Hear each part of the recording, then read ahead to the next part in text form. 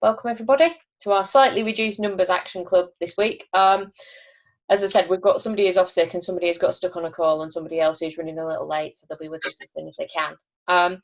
Which is hilarious since we're doing time mastery again this week. So it's quite amusing that we've got people who haven't quite managed to master their time to be here on time, but we'll work with that. So we're going to follow our roughly speaking standard agenda with this. So hopefully you all got through the notes and handouts in advance of the meeting. I think I sent them out this morning to you all. If you can stick your mobiles onto silent, if you need to go and answer something, obviously go and deal with it, but just stick it on silent so we don't all get disturbed.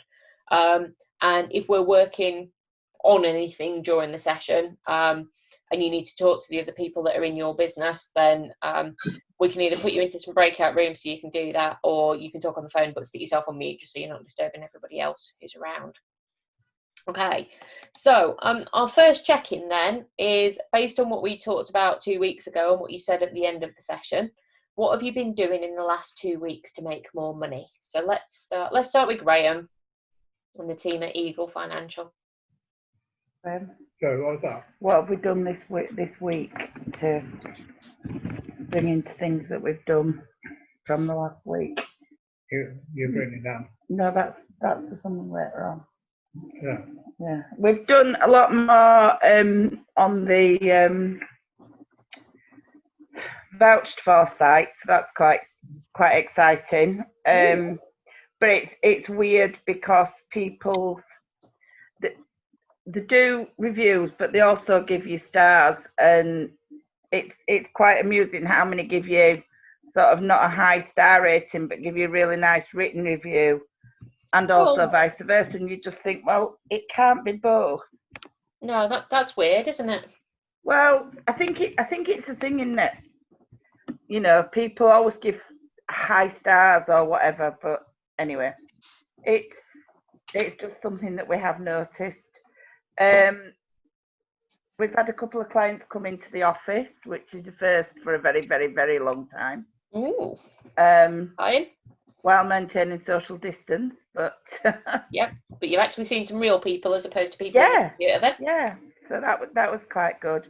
I can't think of anything. Oh yeah, a few problems with computers, but I think. Have you got to the bottom of them? Yeah, with their online stuff wasn't working properly. But, okay. And I had a power cut. Oh blimey! Yeah, that never helps. No. Yeah. So yeah. Apart from that, I think some good stuff happening then. Yeah. So on your vouched for reviews, then how many reviews are you up to now? We're on now to 27, but there's some more gone out today. Brilliant. Superb. Well done. Yeah, and there are some outstanding that say that they'll reply and they haven't done. But again, that's something else. Yeah. So ones to follow up with then. Yeah. Okay. But you don't want to nag too much and get people's backs up, because I think everybody's. Yeah. Yeah, it's getting the balance right, isn't it? Between the reminder because everybody's busy versus nagging. Yeah. People who've been furloughed, I think, are sort of not struggling to get back to work, but it is weird going back to work, isn't it? Yeah. You know, so you don't want to add something else on that's actually them doing you a favour. Yeah, that is true. But I think if they've said they'll do it, then you can remind them. Not nag them, but remind them occasionally. Yeah, but I think you've got to give them that period of time to do it. Yeah. And then, you know, so give them a week and then we'll push on. A bit of a reminder. Yeah. When you contact people for that, do you give them any sort of steer around what it's going to be like, or do you just say, we're collecting reviews on vouched for, click here to provide a review? We usually contact them by phone and say, we're doing this vouched for, it's just to collect reviews. Can we send you the link? And then it comes through in an email from vouched for themselves with the link to click on. Okay. And then it's got the 5 stars with 4 categories, and then there's 4 bits that they can fill in, and then they can send us a private message if they want. Okay. And then when it's gone live and it's been verified, we can also put a reply on to the comments that they've put on. Yeah. So Yeah, so if you had somebody that was unhappy or something, you could actually reply to it and manage it. yes, Cool. All righty. yeah, So one thing it might be worth thinking about with the next lot you send out is just preempting with them what the questions are that are on there. So obviously you can't tell people what you want them to write. But one thing Yeah. that does work quite nicely is when you send the email over. So have the phone chat like you've had, maybe preempt with them what sort of questions are going to be on there. And then in the email, just drop them over what the questions are or what sort of things you're looking for in response. So I don't mean as in write it for them, but I do mean if the question was, how did you find the service? You might want to say, the question's going to say, how did you find the service? It'd be really useful if you could talk about the fact that we had a really good meeting, we understood your needs, and then we gave you a solution that was great. Or something like that. So you're sort of steering them in what you want them to say, but without actually writing it. Yeah. That's not right. And you want them to have freedom of choice, but you can probably steer them a little bit. And it might just help when you were saying some of them give you really high star ratings, but then when you read the comments don't kind of fit with that. It might just be because they weren't really prepared, and so they've gone on in a bit of a rush, and then they've gone and done the stars, and then they get asked a complicated question. Yeah. So might just be worth a test and measure to see whether it makes any difference. Yeah. What do you think? Could do. It could do. I mean, I think the one that I'm really thinking of, there's other things going on that are affecting how they are going on, if you see what I mean. Okay. More complex situation. That we cannot possibly have any control over whatsoever. Yeah. And I think it's a bit unfortunate possibly that this has sort of all come at the same time when the rest of the stuff's kicking in. Okay. All right. Did you know about that when you asked them to do the review? So is it one to think through about who you're asking when? Or yes and no. I think it's possibly much deeper than was portrayed, shall we put it that way. All right. And possibly I think that some of the stuff that there's been commented on is not, the end result is not what was expected, because actually the end result is totally different to what the original end result was supposed to be, if you get my meaning. Yes. So they have a complete change of plan about what they want, and therefore. Well, it's not necessarily what they want. It's the circumstances of their lives have changed. Okay. So no, they haven't got the outcome they wanted, because actually the outcome they wanted is no longer available to them because of what's happened in the life away from what we're dealing with. Yeah, I understand what you mean. You know, and therefore it's not actually our problem, fault, whatever. And sort of, you know, I think there's been various discussions going on in between us seeing them and filling it in. That's okay. All right. That, you know, you can't possibly hope to. No, I guess just a bit of a learning that anybody you're a little bit nervous about what they might write is perhaps not the right person to approach at that time. Okay. Yeah. Good work though to get you forward. It's nice lot of reviews on there anyway, so starting to look meaningful to people. Yes. Yeah. Which is good. Okay, I like it. Yeah. Superb. Mick, do you want to go next? What have you been doing to make more money in the last week? I've had 2 demonstrations done and got both the customers. Woohoo, well done. One of them started already, one of them starting next week. Brilliant. Decent sized ones? Yeah, not bad at all, yeah.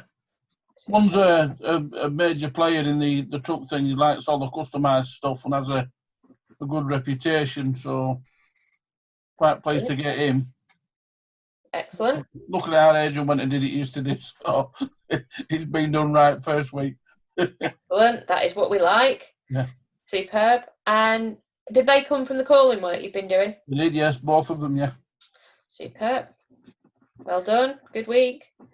Where's the next target area for calling then?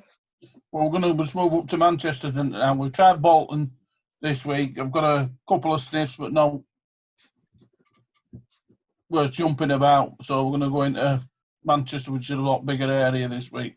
Okay, exciting stuff. Brilliant. Alrighty. Adrian, what's been going on for you? Yeah, part of the same thing really, just getting the list together for Mick. I was just looking through the figures for what we do, and he's getting about a 1% conversion rate from the number of inquiries I've taken down through Bing. So you know, when we've gone through just to check the phone numbers are accurate and what size they are. Yeah. So that's not too bad. In them lists, there's probably about 50% of them could be callbacks as well. That somebody else might come with them. We don't know yet. We just haven't spoke to them.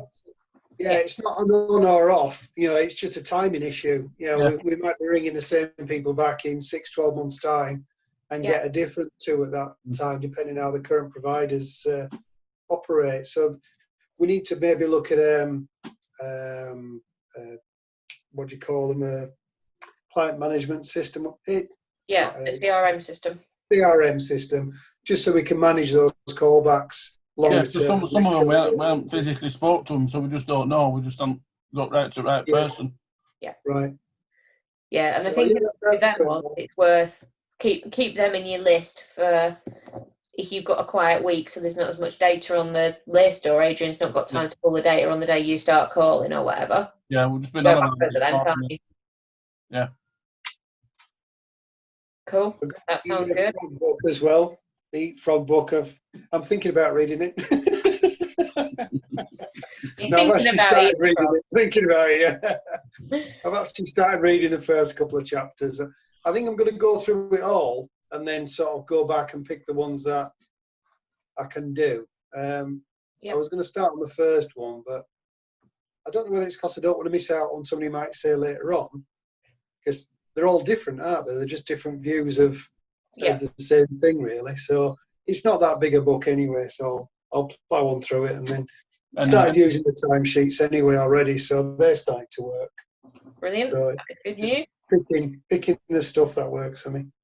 Any book's a big book in my view. I don't do reading at all. Can you do listening to audio books, Mick? I've never done one. Okay. Because there's an audio book version of that. I find reading so boring. 2 pages is more than enough for me, and I get bored. I've read one book in my life. Oh. You know, I think that's so sad because I love reading, not just business stuff. I love just read 2-3 books a day, and I've tried, but I just can't do it. Might be worth trialing the audio book. So having a look for that, because there is an audio book version of Eat That Frog, I think, and it'll be quite good. Won't be particularly long because it's not a big book, so it'll be quite a good way of seeing whether it works for you. Yeah. Cool. Alrighty. Superb. So let's have a check-in on actions from last time then. So what we were talking about last time was a lot about the task analysis, noting down your time and where that was going, and then looking at where that sits against you, kind of what do you enjoy doing, so your skill fun matrix, what do you enjoy and what are you good at. So Adrian, you mentioned you'd started doing that. Doing what? Noting down your tasks. And The task analysis. No, I've not really gone into I'm aware of it. I've not really gone through it and broken down what amount of time they take or whether they're fun or difficult and so on. all right. What I've done is I've done the timesheet where I've broken it down into 15 minutes. I've been using that so I can see what I'm doing. Yep. But also next to that, I put, I think, 4 blocks or 5 blocks just in a simple Excel thing where I put down the key things I wanted to do that day. Now that's helped focus on those and brought those in. But in terms of identifying, one of the things that hit home was, you know, there is only certain tasks in the business that I can do. Yep. And I need to allow myself time to do those tasks. That's one thing that I got from it. Yep. Rather than feeling guilty about not doing something which 4 or 5 other people could do. Yeah. You know, because some of the things that I'm either the only person who knows how to do it on the PC, I'm the only one with the software or the background knowledge. Yeah. Those things are going to be quite important to the business. Yeah. Whereas I can employ somebody else to do the other things. I can't employ anybody else to do those things. So absolutely. So they need to be your frogs. They need to be the things that you need to prioritise, your big rocks.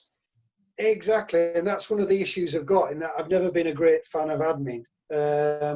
But ultimately, that's what it is. So I've got to get to grips with it, get a schedule in place, and just go through it.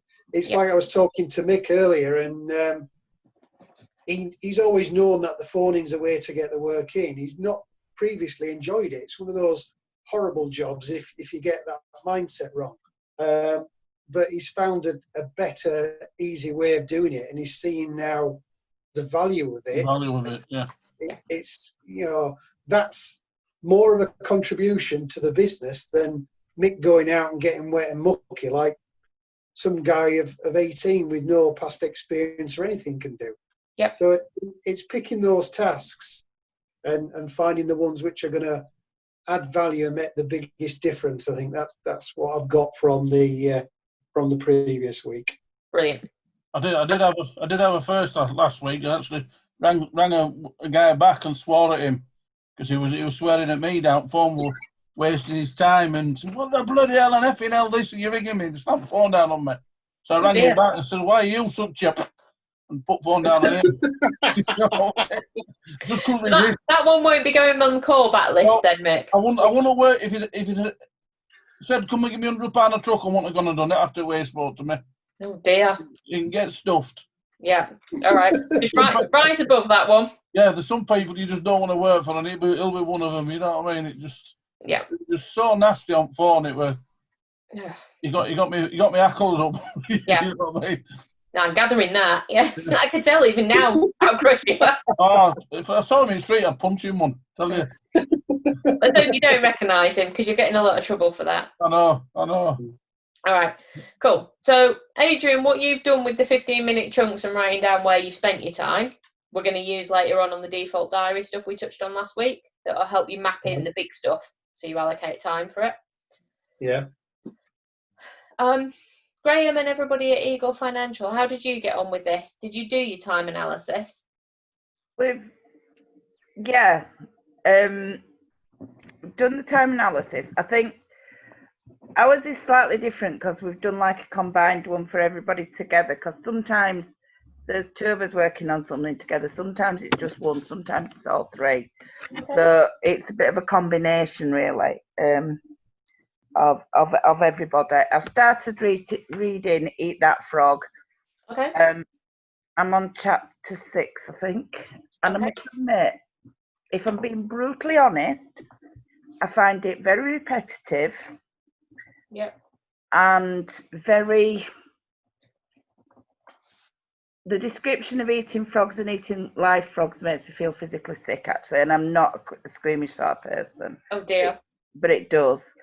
And I think, everybody that's bought it has spent £9 on something that, to be honest, if you've read chapter 1, you've read chapter 2, you've read chapter 3, you've read chapter 4. And my other job is as a teacher. And if I was marking a piece of work like that, a lot of it would have been discounted because it's repetitive. Interesting. Okay. If I'm, being So really frank. I haven't read it, but what Andrew's told me about looking for highs and lows, whenever pleasure occurs, pain follows. Whenever a high occurs, a lower occurs. You need something that's much more level and stable. And the bit I've heard of it, I completely disagree with it. Okay, interesting. You need the steady, consistent level going on, and highs and lows.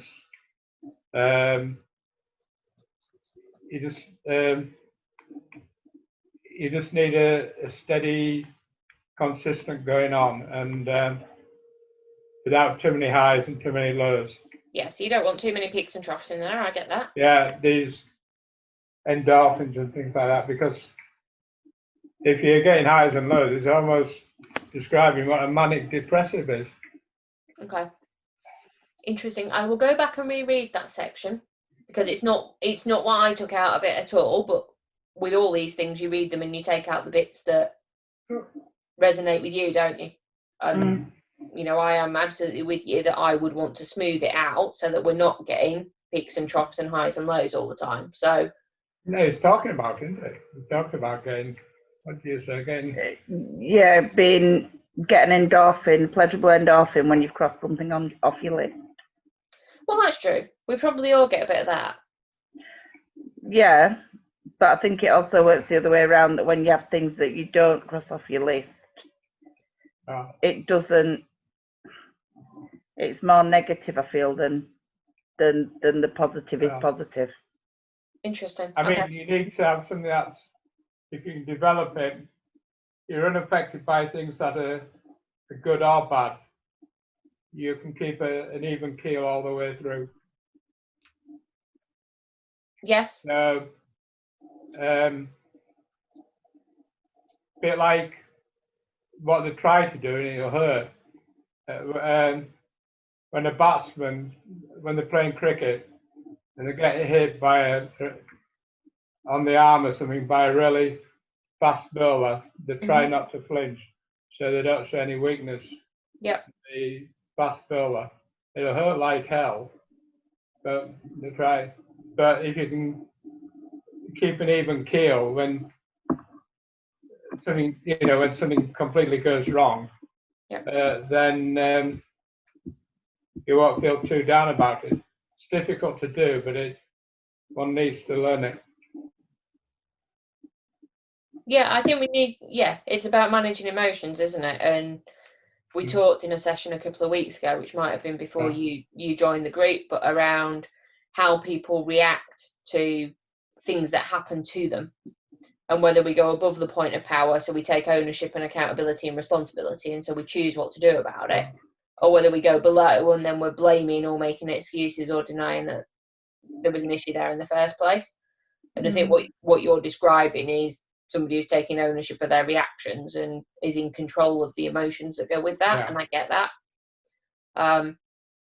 Really, really interesting. It's good to have a discussion about these things.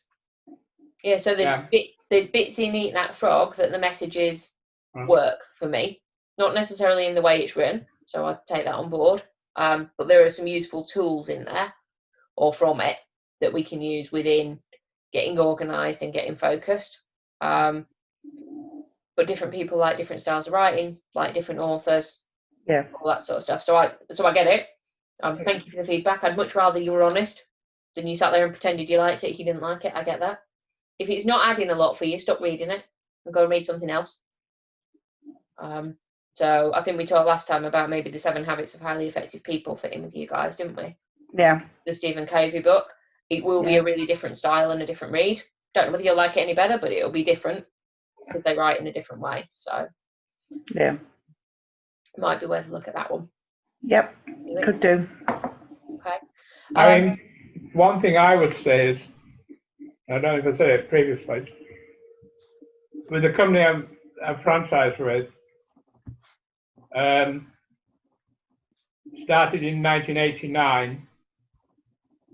The manager asked me all these types of questions, and the only answer I gave him was at work.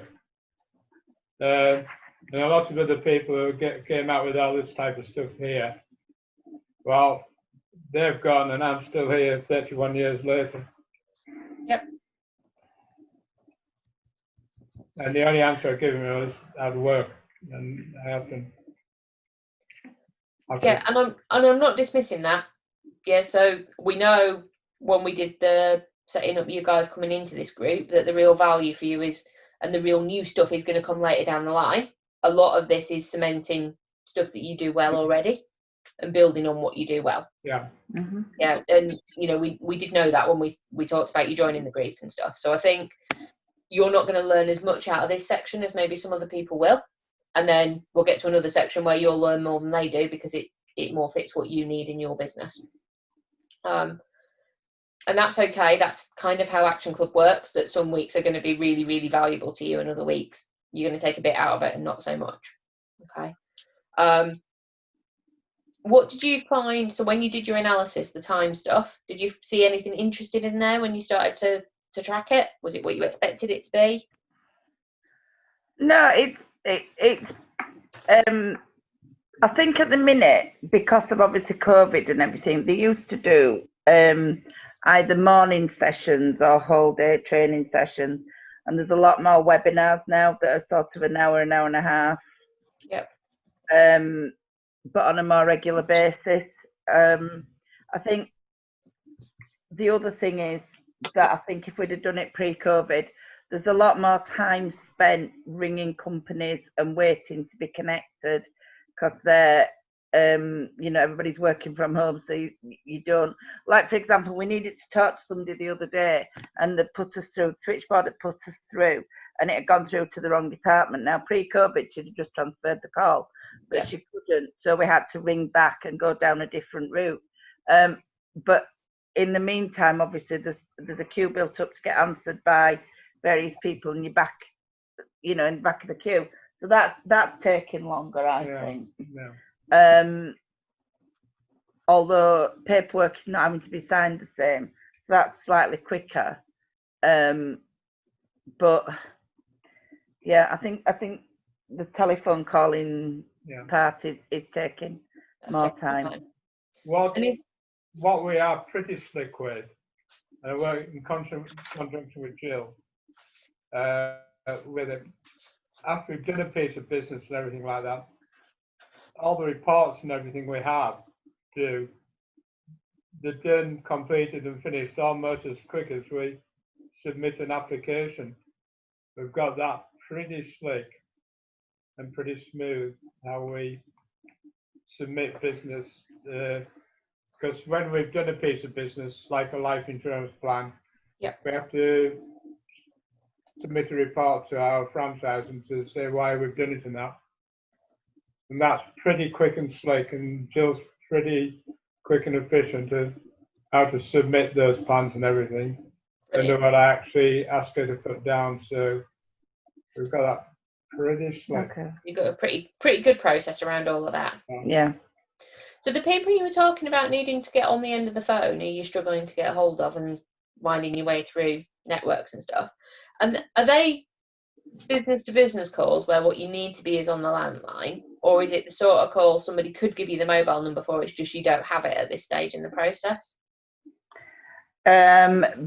It's business to business, so it will be using the landline. Yeah, so it needs to go through that route. Yeah. There isn't Yeah. easy way of shortcutting it. Okay. Yeah. Just thought I'd ask. It's usually the bigger insurance companies, that have got departments, and obviously the departments are now spread out. Somebody's back bedroom or whatever. Yeah, absolutely. It's all a little interesting, isn't it? Oh, definitely. So we'll see how the next few weeks go with that one. Yeah. As people start to head back to work, I think. Okay. Well, yes and no, because Royal Bank have said that they're not going to go back till next year, are they? They're going to keep people working from home. Interesting. That was on the news. Was it yesterday? I think. I don't know. Some of the people I deal with down at our head office, who are effectively an admin of that, they're actually listening to people who are not sort of leaders of the company, sort of admin. Quite a few of them are feeling quite lonely, and not collectively with their compatriots within the office space and that. And they've said it, and when I speak to them, I try to help them and cheer them up. Yeah. To help them. Yeah, I think for some people it's really hard, isn't it? Yeah. They're used to that office environment. They have colleagues they get along well with. They're used to being there, 8-9 hours a day for 5 days a week. And all of a sudden that socialising that goes with it has gone in that you sat at home. And potentially if you live on your own, that means you're on your own a heck of a lot of the time. So it is, for some people it's been really hard, I think. For other people they've really liked it. And it'll be interesting to see where companies go with it, because like you say, Royal Bank are not going back. I know somebody I was talking to was talking about EY. They're not due back till January. The company my husband works for, which is a really big company, have just restructured everybody. So they're working 4 days a week, not 5 days a week, but they're longer days. And then not they're actually doing slightly less hours in total for the same amount of money, but the days are longer than they used to be, but they're doing 4 of them, not 5. And then depending on what level you're at in the organisation depends on how many of those days you work from home or how many are in the office. Yeah. Because they're having to balance how many people can we physically fit in the building and be suitably socially distanced. So it's adding really interesting dynamics to stuff. Yeah, it is. Yes, it is. So yeah, interesting learning. Okay, cool. So just a quick recap for everybody then. What do you remember about what we covered last time?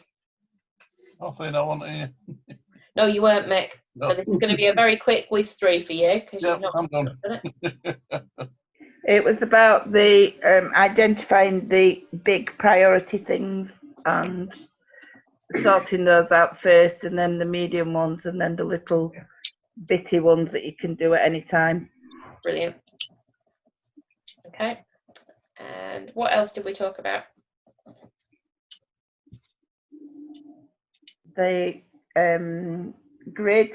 So there's 4 boxes. Yeah, that was the grid I was meaning. 4 boxes. The important, unimportant. The important, No. Fun and skill thing as well, isn't it? the important and the unimportant. Yeah, Yeah. The urgent, not urgent, and important and not important. that's it. Yep. And about delegating things, and about having being in the present to do the goals and the planning. Yep. Visualization to get the confidence for the future. You are so good. No, I'm not. I've got it written down. You wrote good notes then. Well done. Adrian, what did you add in? Yeah, the skill fun matrix. Yeah. We're doing that as well, just to focus on the things that need a lot of skill and you get the most out of. Yeah, so we touched on that as well, didn't we? Brilliant. Well done. So I think that pretty much covers what we covered off last time. So this one is a slightly different version of that grid that you were referring to. So the not urgent and not important on the outside, leading us to the zone in the middle or the time target that we want to be in, working on the not urgent but important stuff. Okay. As you all remember it, I'm not going to go into detail around it. This was the other thing you talked about. So the rocks and the pebbles and the sand, and what order we do everything in so we can fit more into the time. And then, yeah, we did the time login and skill fun matrix, which is where we're going with stuff coming out of your time log. Okay. So does anybody remember this that I touched on as well? That when we talk about time mastery, there's 3 key areas that we cover in it. So we talk about self-mastery, planning mastery, and delegation mastery. And Mick, for your benefit, because you weren't here last time, the reason that we do that is because you can't actually control time. So, because time is what it is, there's 24 hours in the day, whether you like it or not, 7 days in the week, whether you like it or not, that you can't do anything about that. What we can do is master ourselves about how we choose to spend our time, plan how we spend our time really well, and delegate things to other people so we don't have to do the tasks. Yeah. Okay. So today we're going to focus a little bit in each of those areas, and we're going to start with self-mastery. So this is all about what we choose to spend our time on, or where we choose to invest our time. Okay. And I want to start with something called the identity iceberg. So has anybody come across this before? Nope. Nope. Okay. All right. So the identity iceberg is to do with how we understand ourselves, and then how that impacts from a time point of view on where we choose to spend our time and choose to invest our time, but also impacts other things that we do in life. So it goes much broader than the time mastery section, but it fits nicely in here. So what does anybody know about icebergs? Before we get into an identity iceberg, what do we know about icebergs? 1/9 of the river water. Yeah, so I think I heard that from both Adrian and Graham. Big chunk of it underwater, yeah, vast majority of it. So when we think about people, and whether that's ourselves or we think about somebody else, a lot of what's going on is below the waterline. It's what's going on internally in their heads and their minds, and what's coming out on the outside is only some of what we can see, or what we can hear and what we can observe about them.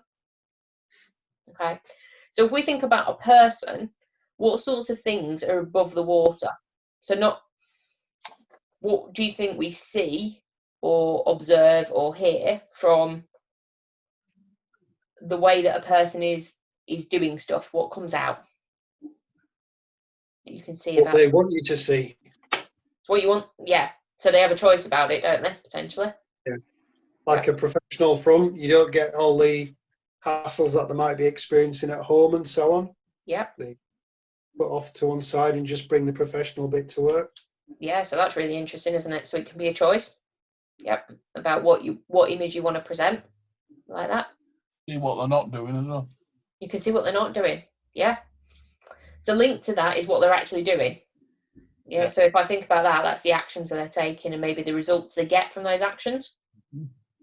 So above our waterline, what we've got going on is these things. We've got the results that come out of the stuff that they do. The stuff they do, which is the actions they take. You might be able to see the decisions they make.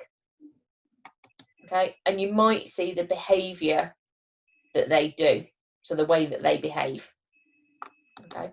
So from the outside, looking at another person, you can probably see those things or observe those things about them. Is that a fair enough statement, everybody think? Yeah. Mhm. Yeah. So if that's what you can get to from the outside, what's going on internally for those people? What sort of words might we have below the waterline? What's happening with them? Beliefs, prejudice. Yeah. Yep. So we've definitely got beliefs in there. What else might we have? Laziness. Yeah.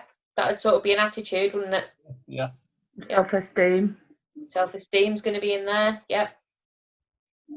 Experience. Yeah, so experience in terms of probably what skills they've got is the way it's worded in here. But yeah, comes from that experience a lot of the time. But it could also be what they have experienced. That's true. It could be. Mm. So where would that show out, or how would it show out? Well, if you take the gentleman calling and being sworn at, Yep. you know, the next time that you ring somebody who you don't know, I think you can be a little bit more sort of standoffish, almost possibly waiting for that to happen again. Yep, absolutely. Yeah, I can see that. So that experience that happened last time, you pick the phone up a little bit more wary about what reaction you might get than you probably were on the first call. Yeah, absolutely. When we did this phoning last time, I would have agreed with that. But now this time, I got up, went downstairs, had a rant at our lass, had a coffee and sit down for 20 minutes, came back up and started again. It didn't affect me. Excellent. Well done, Mick. So that's a really good learning for you. Yeah, well, last time it'd have knocked me for all day. Yeah. I wouldn't have been able to do it because I've been thinking about it and I had a chunter and go back upstairs, it had all gone. Yeah, brilliant. Well done. Okay, and then we're going to talk about that and why it worked in a second. So yeah, a lot of this stuff that's sitting below the waterline is what you don't know about those people. So that might be their skills that they've got. So unless you've asked them, you don't necessarily know what they're good at and not good at. It might be their beliefs. So where Adrian started. So what do they believe? What are they prejudiced about? What do they like? All of those sorts of things. Their values. So what do they really think is important in life? And ultimately it comes down to their identity. So how they see themselves. Okay. So if you think about all of those things, and they're easiest to change from the top down if we wanted to change them. So it's easier to learn a new skill than it is to change your identity. Okay. But self-esteem that you were talking about fits into identity. Yeah, because it's part of how you see yourself. What do you believe about yourself? Who am I as a person? Okay. But all of those things play out in the decisions that you make and the behaviours that you display to other people and the actions you take, which ultimately influence the results that you get from the things that you're doing. Okay.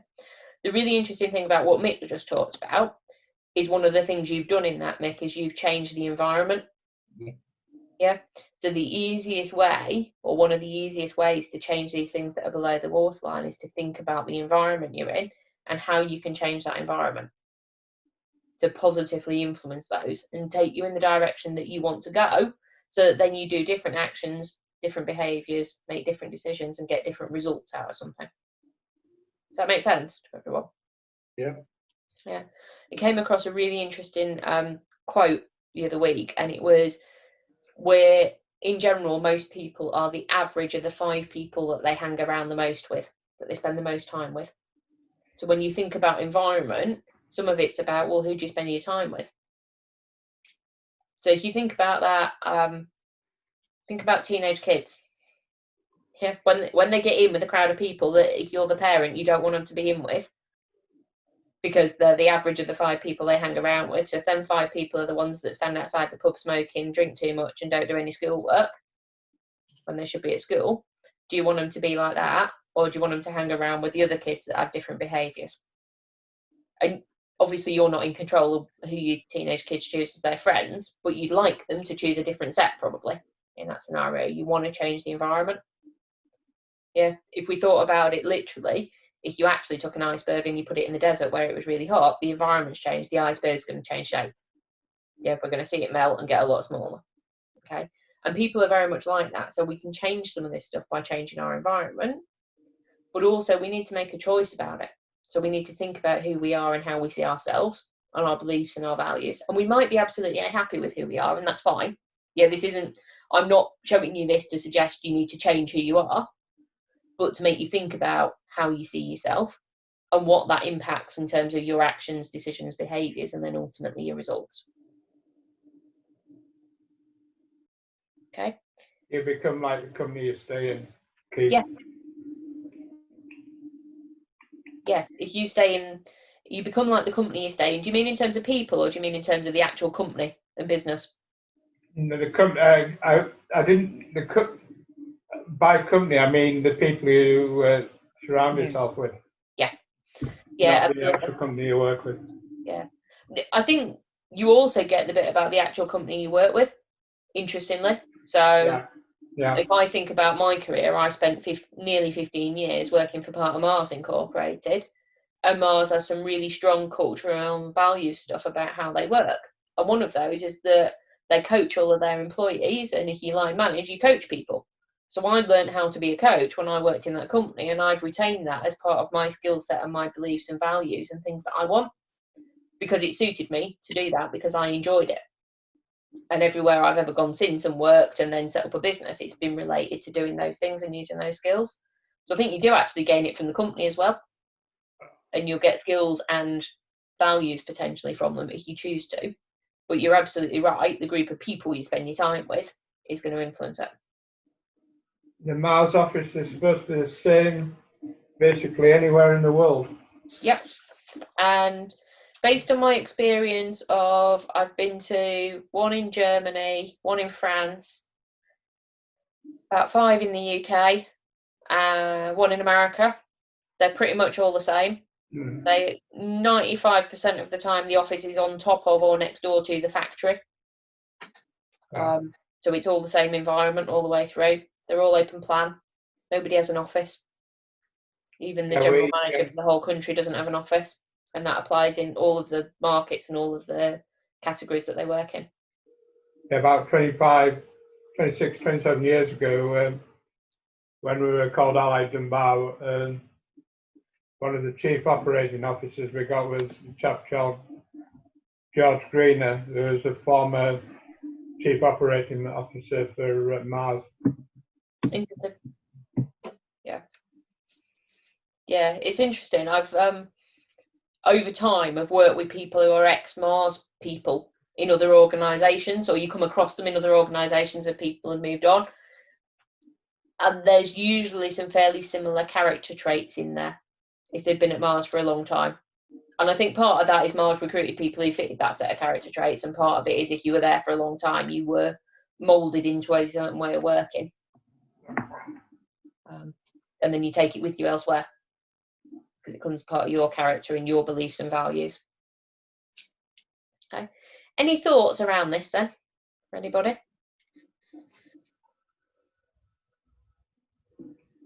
Links into stuff if you try to change how a team works, isn't it? If changing that work environment, you've got to have that. If I'm trying to get my guys to work differently, for example, I don't really know at the moment what their beliefs, values are. Yep. and I could change something in the assumption that, you know, that they've got a particular set of values, beliefs, and skills. But if I make that assumption, what I'm changing might not have the end result that I want, and I'll be doing it for nothing. Yep. So I really need to find some way of identifying what makes them tick, basically, and then adjust stuff. Yeah. So that if I increase their skill level, increase their self-belief, and make them think they're actually contributing to something that's of value to them, then I'll maybe get the actions and the behaviours that I want from a professional team, rather than somebody who don't give a damn. You know, they're just there 9 to 5 and going home and rushing the job. Yeah, and that's a really, really good example. And often I'll work with companies around when they're looking to recruit. So one of my one-to-one clients at the minute, they're looking to recruit more engineers into their team. And we've been doing a whole piece of work around what the values of the people who own the company are, and the values that therefore translate into the business. So when they recruit people, they bring people in who've got a similar value set. Because their values are similar and their beliefs are similar about what they take pride in and what they want to work on, they're going to fit in and work in the right way and to make decisions in the way you want them made and have the behaviours you want them to have. You're working it the opposite way around, going, we've already got a team of people who we've recruited over time in various different ways. So what do we need to understand about their beliefs and values, and what do we need to help educate them in from a skill set point of view, and potentially the environment that drives this, we are a professional work team doing this stuff, delivering high quality and whatever else you want to put together around it. If you think about the environment alongside that, you know, transitioning from something very informal to something more professional, you could, and this isn't a suggestion you have to take forward, but things like uniforms, what kit do they get? How is it provided? All drive that, because that's the environment about making it a smart place to be. We're intended to be smart and dressed and act professionally. Links to, well, do you get the behaviours of professional stuff? Yeah. Like it. Really good observation. Okay. Any other observations from anybody? I think the only one I would perhaps come back to that is that actually making sure you check the skills that people have actually are what they say that they are, and it's not their delusion. Yes. Or even their own lack of self-esteem saying that they can't do something when they can. Yeah, absolutely. Because they might not need a training course, they might need more belief that they're good at the thing. Yeah. Yeah. Which is when it gets really interesting, because all of these things play together. So your skills and your beliefs and your values and your identity all feed into one another.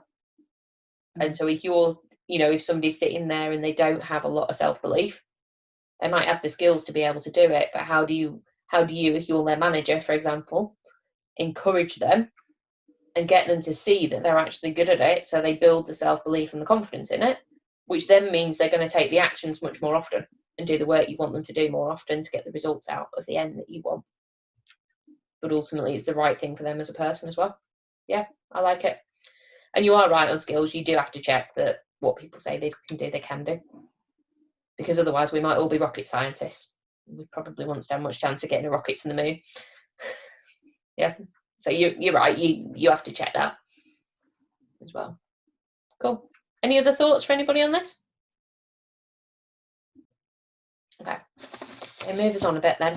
So the next thing is around getting balance right. Okay. And there's two pieces to this balance, unsurprisingly, with a set of scales. Okay. What we're looking at is the operational activities of the work we need to do. So serving the customers we've already got. Okay. Maintaining that customer base, doing a good job of looking after them, looking for additional products that they might need, looking for when are their investments up for reinvestment. When might they need a little touch point? When might they be worried about something they need talking about? Okay. But we need to balance that with the marketing and sales side, which is all about how do we get new and repeat business in. Okay. So what we're always trying to do within the business and within your diaries is look at, well, who's doing which bits and how much time is spent on which bits to get you where you want to be. You know, because if you focus all your time on your new business and you don't look after the customers you've got, the chances are they're going to go away. in which case you're spending a lot of time and effort putting new people in at the top and it's all falling out the bottom of the bucket because there's a hole in it. Okay. Alternatively, if you spend all your time servicing what you've got and you never look for any new customers, you're not likely to grow. And because most businesses run with a loss rate, even if it's a tiny loss rate, actually then you're going to lose some people out of that, so you're going to shrink over time. Okay, so what we want to do is achieve the balance between those two. The risk is this: there is a category of other stuff. Okay, so we need to work out what to do with the stuff that is other stuff that has to happen in the business. Because if we agree that looking after our existing customers is a good thing, and we think that finding new customers is a good thing, which is your sales and marketing, what else is going on? What else is getting done in the business that doesn't necessarily fall into one of those two areas? New customers, but there's also keeping in contact and looking after your existing customers. Yeah, but what's the third one? The third one surely is all sort of the backup admin. Well, Yep. To do with all. That's to do with both sides. Yeah, so you've got that in there. Yeah, and some of that's essential Yeah, in that's order right. to do Done the new stuff, the repeat stuff, the retaining your existing. I get all of that. I think the watch out with this is what else is going on that maybe either doesn't need to be or doesn't need you to be doing it. So this is back to the point around delegation or some things you can stop doing. Sorry, mate, did you say something? Yeah, I was just saying you're doing stuff that somebody else could be doing in that section, aren't you, really? Yeah. So it's about thinking about, when we look at like where you were all mapping your time, it's understanding which bits of that, like Adrian said earlier on, are really about you doing it and really contribute to this. Either we're getting new customers coming in or we're maintaining and growing the existing customers stuff and we're looking after them. And we're doing the big value stuff that's taking us forward as a business. The other stuff that somebody else could do, that, as you said, you've got 5 or 6 people who could do it. Well, how do we get them doing it instead? Okay, so this is either we want to stop doing it or we want to be able to delegate it. Okay, so the questions that we need to do is think about, if you're looking at the tasks that you wrote down in your diary when you were analysing what you spend your time doing, are they generating new customers or clients?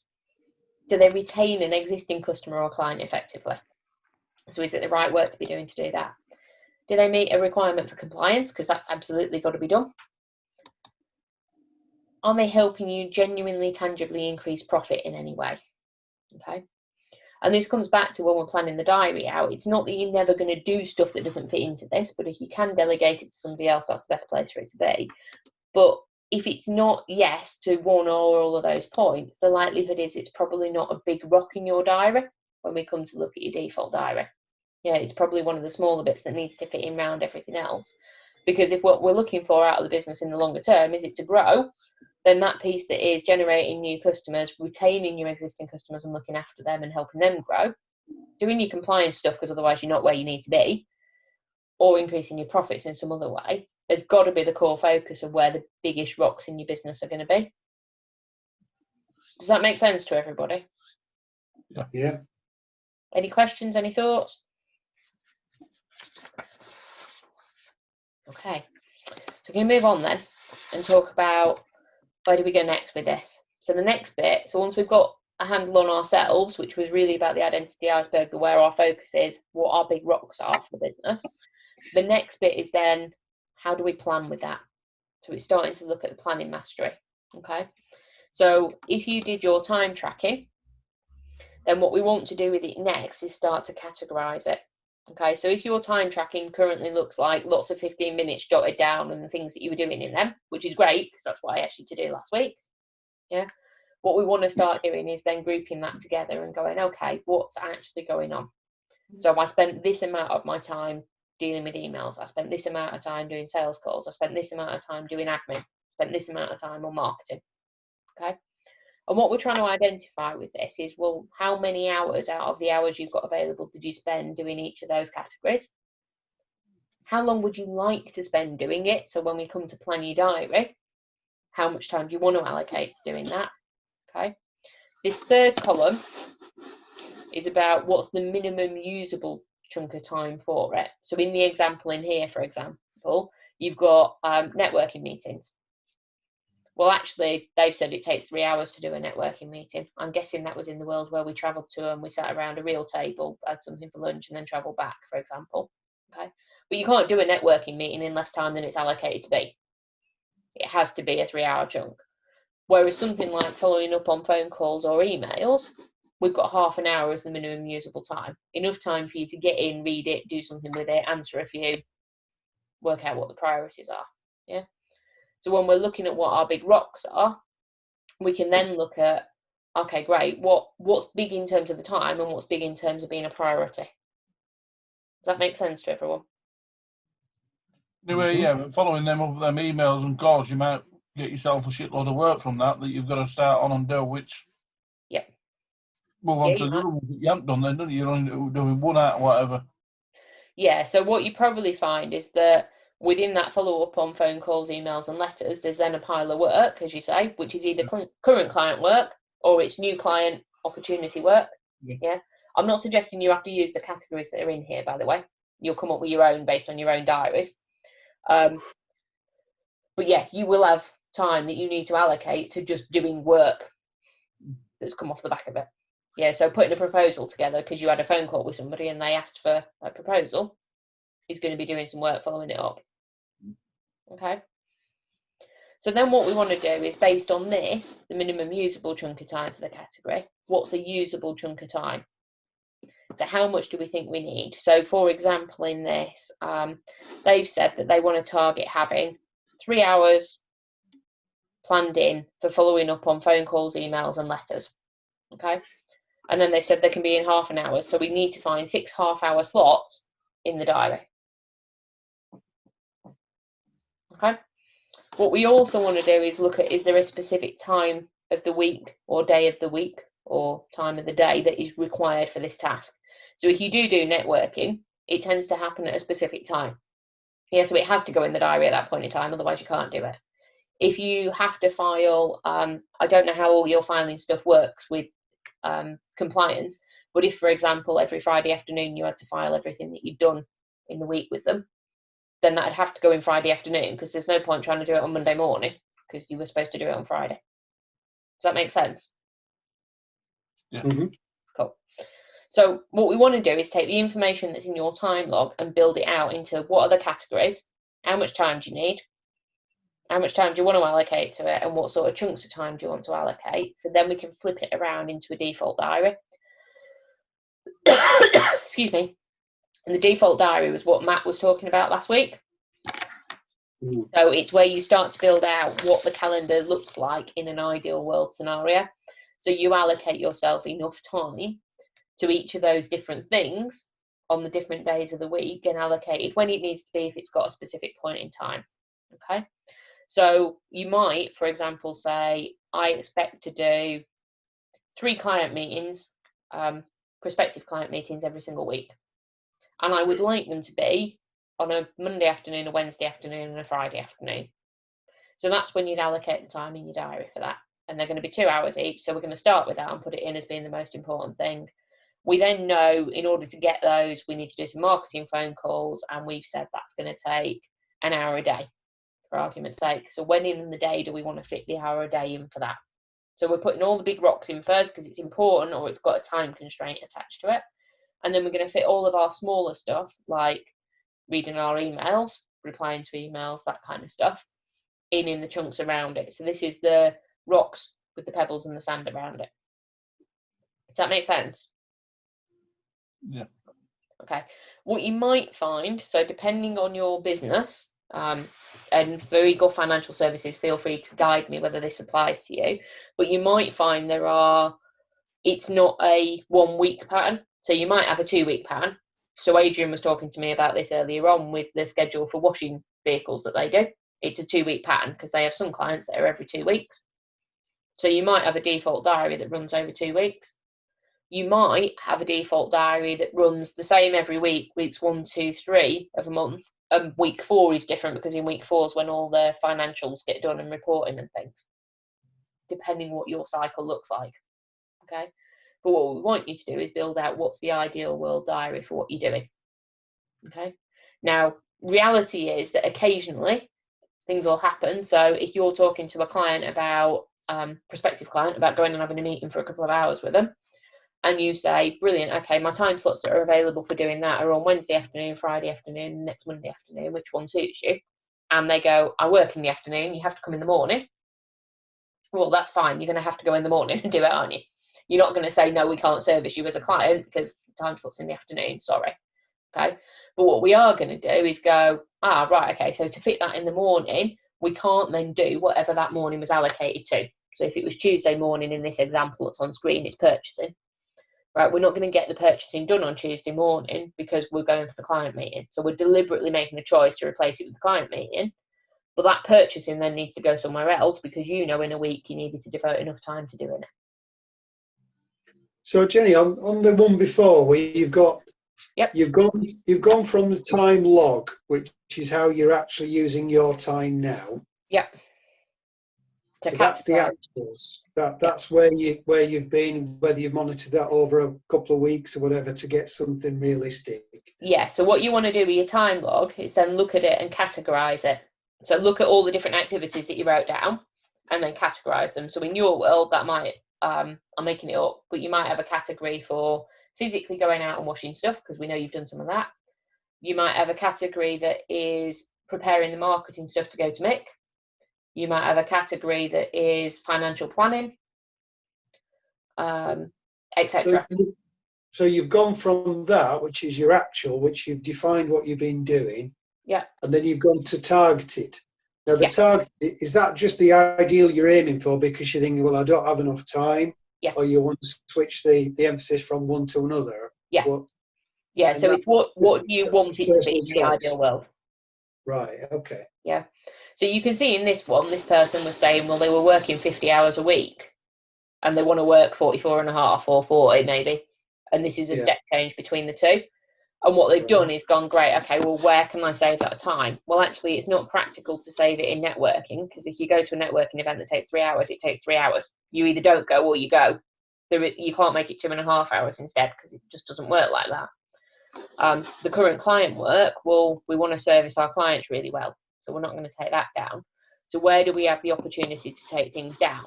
And they've done it in, okay, we're going to get more efficient at doing the follow-up calls, emails and letters, which might be because we're going to delegate some of that to somebody else. Okay. Then they've taken some out for similarly personal business administration. Yeah, might be that they're going to delegate some of that down. Some's come out in daily emails. Yeah, how much of that could they get somebody else to do, or could they just ignore or got taken off the distribution list if it's not relevant anymore, etc.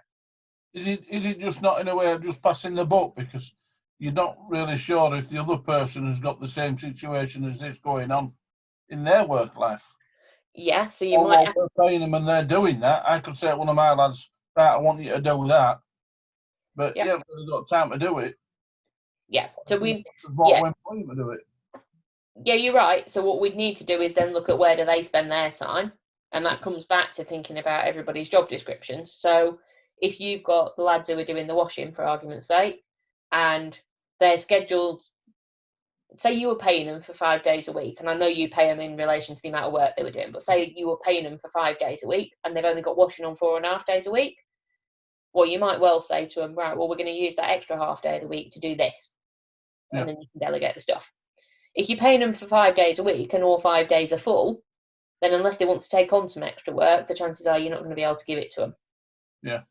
But sometimes what falls out of this is you identify a big chunk of stuff that actually it's not the right thing for you to be doing, but somebody else could be doing it. Now, you might not have the somebody else to give it to. That might have to be about in the future, we want to recruit somebody to do this. We want to either bring them in or outsource it to somebody. Yeah. Does that make sense? Yeah. Mm-hmm. Cool. Adrian, did you get what you wanted out of that? Yeah, it just moved on a bit. Like you say, it's just moving the blocks around, isn't it? So you can better identify what you're doing rather than just dealing with the day being full. So, okay. Fine. Yeah, so it's starting, where you want to end up is something that looks like this with whatever categories are relevant for you in your role, clearly. Yeah, but something that starts to map out, great, okay, at these portions of time, this is what I'm aiming to be doing. This enables me to get everything done I need to do in a week, and it's organised and structured. So you know any given day when you get out of bed in the morning, roughly speaking, what you're going to be doing. And you're actively making that choice that if somebody asks you to do something out of the ordinary. So, I don't know, in your world, Adrian, if you said on average you're going to do washing 2 days a week and 3 days a week is going to be all the admin and back office stuff that needs doing, and then somebody's off sick and so you have to do 4 days of washing, great, okay, but which days are they going to be and what's going to give then? So what's not getting done that you would normally do in that time, and where are you going to put it?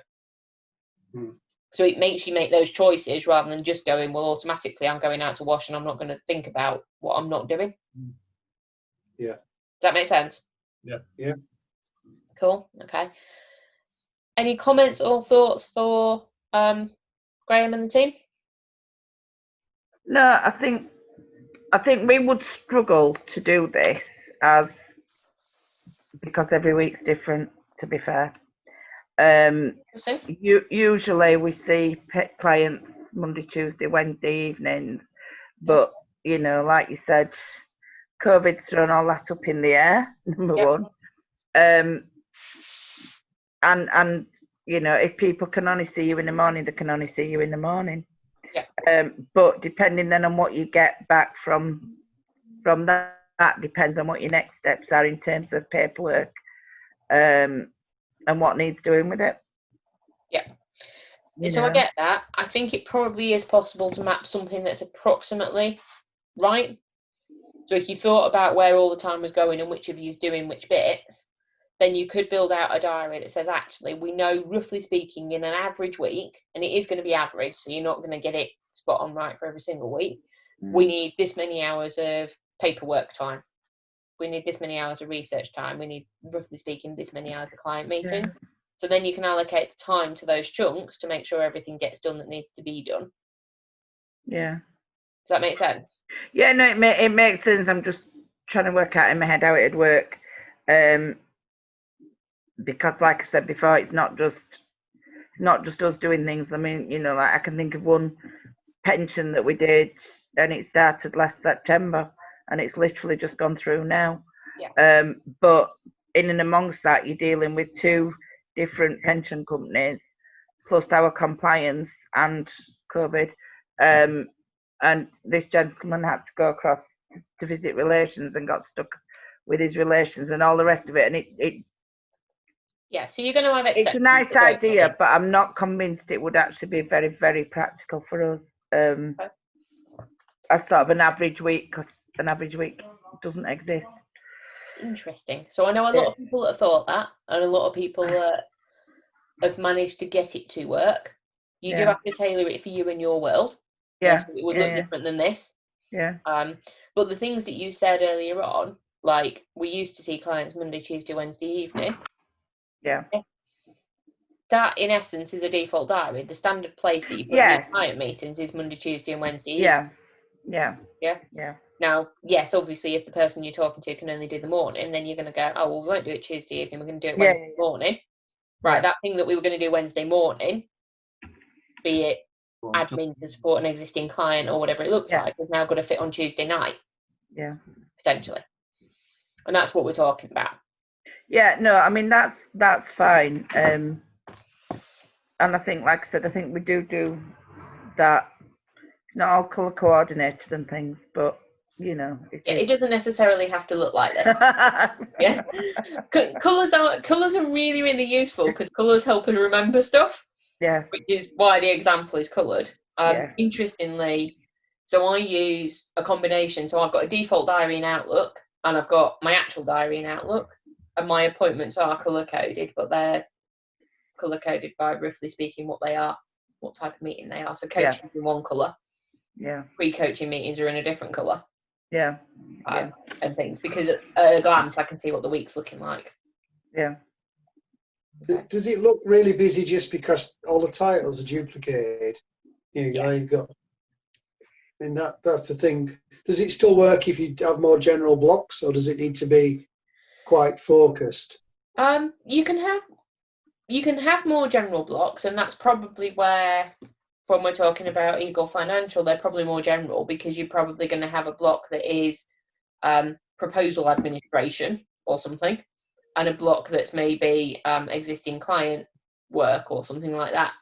And you're not going to know the detail of what's going to fall into each of those blocks until you're in the week that you're in, because it depends who you're talking to. What you don't want to do is make them too general that it doesn't serve any purpose.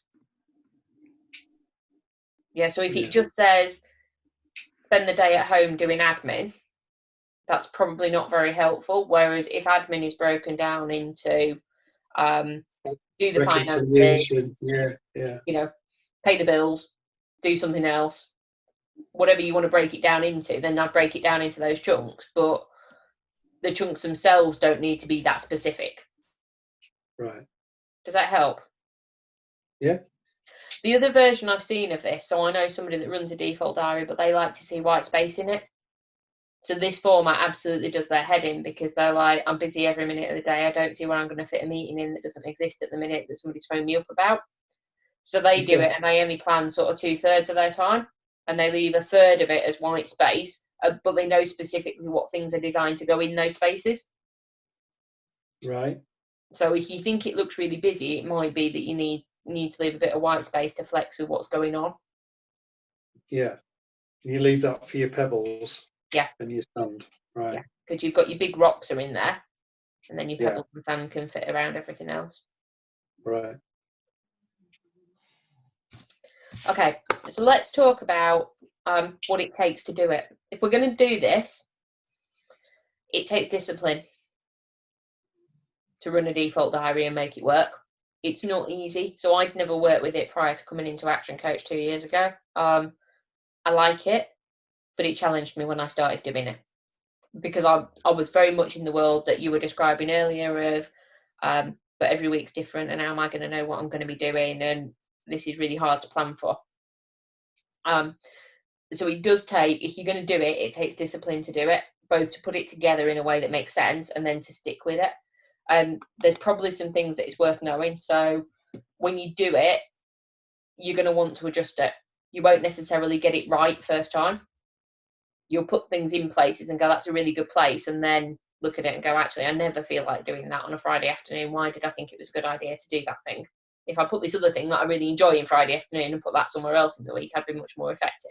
I think if it's a diary, it's always going to be a moving beast, isn't it?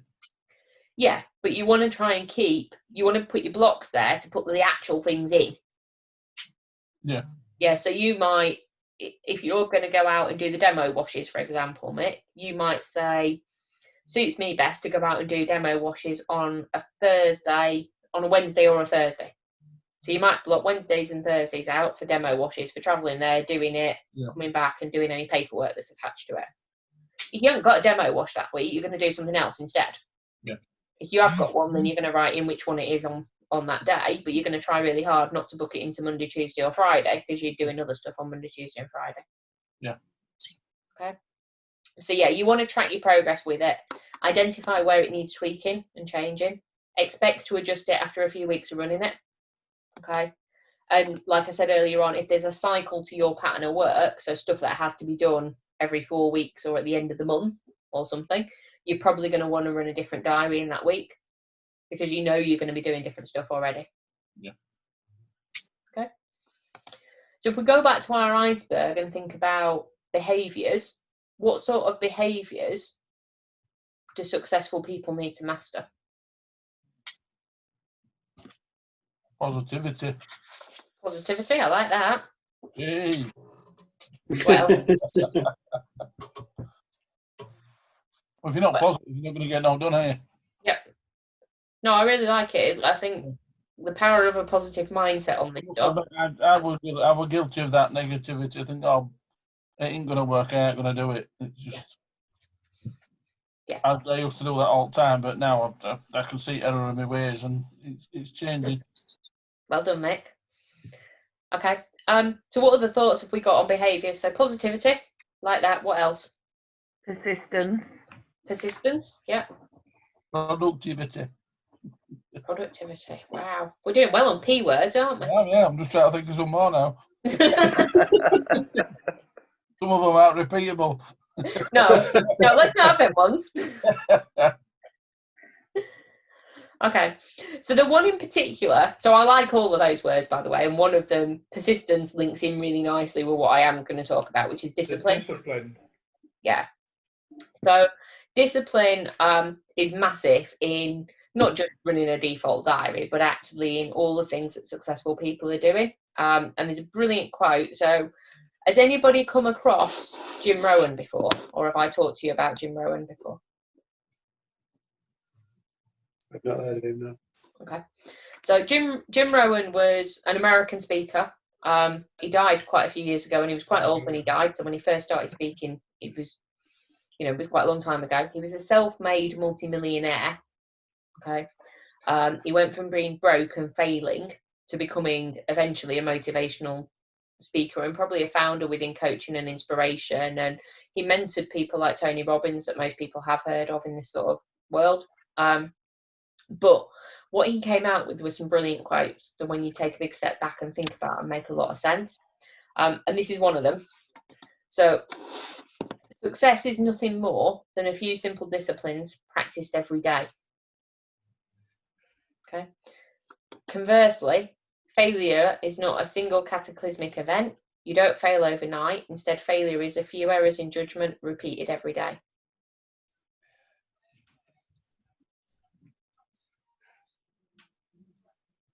Any thoughts?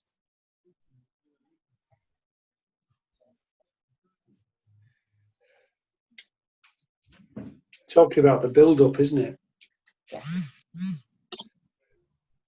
Yeah, this is all about the build-up of discipline, of doing it time after time after time. And the easiest example I find to get my head around is if you think about if you wanted to lose weight or if you want to get fit. Those two examples work really well for this. Yeah. So success comes from, if we're going to lose weight, eating less and doing more exercise, ultimately. Okay. But it doesn't come from doing that on one day. It comes from doing that day after day after day after day. Not necessarily huge chunks of exercise every day, but keeping that simple discipline done every single day. And failure doesn't come from one Saturday night when you went out and had a curry and had too much to drink to go with it. It comes from repeatedly making that judgment call to do that. Yeah. Does that make sense to everybody? Mm-hmm. Cool. Just knowing what those simple disciplines are, isn't it? Yeah. And what those errors are. Yeah. And that's what we have to work out. So when we're thinking about time, the reason we've done all this piece around analyse your time, understand where it's going, is which things are in your day that are the errors in judgment. Which things do you not need to do? Or which things could somebody else do for you that leaves you to focus on the stuff that's really important and the disciplines you have to practice every day.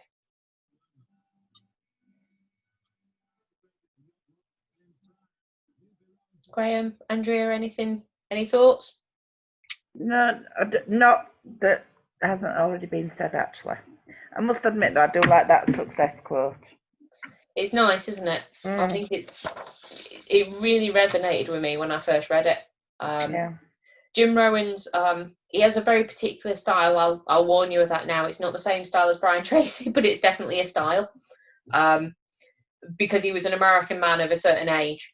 And if you listen to him on audio recording, he's really good, but he's very American, very to the point, talks about God in it, which I don't necessarily need, but actually some of the stuff he talks about business is quite succinct and quite to the point and stuff. So he has some really nice quotes. Yeah.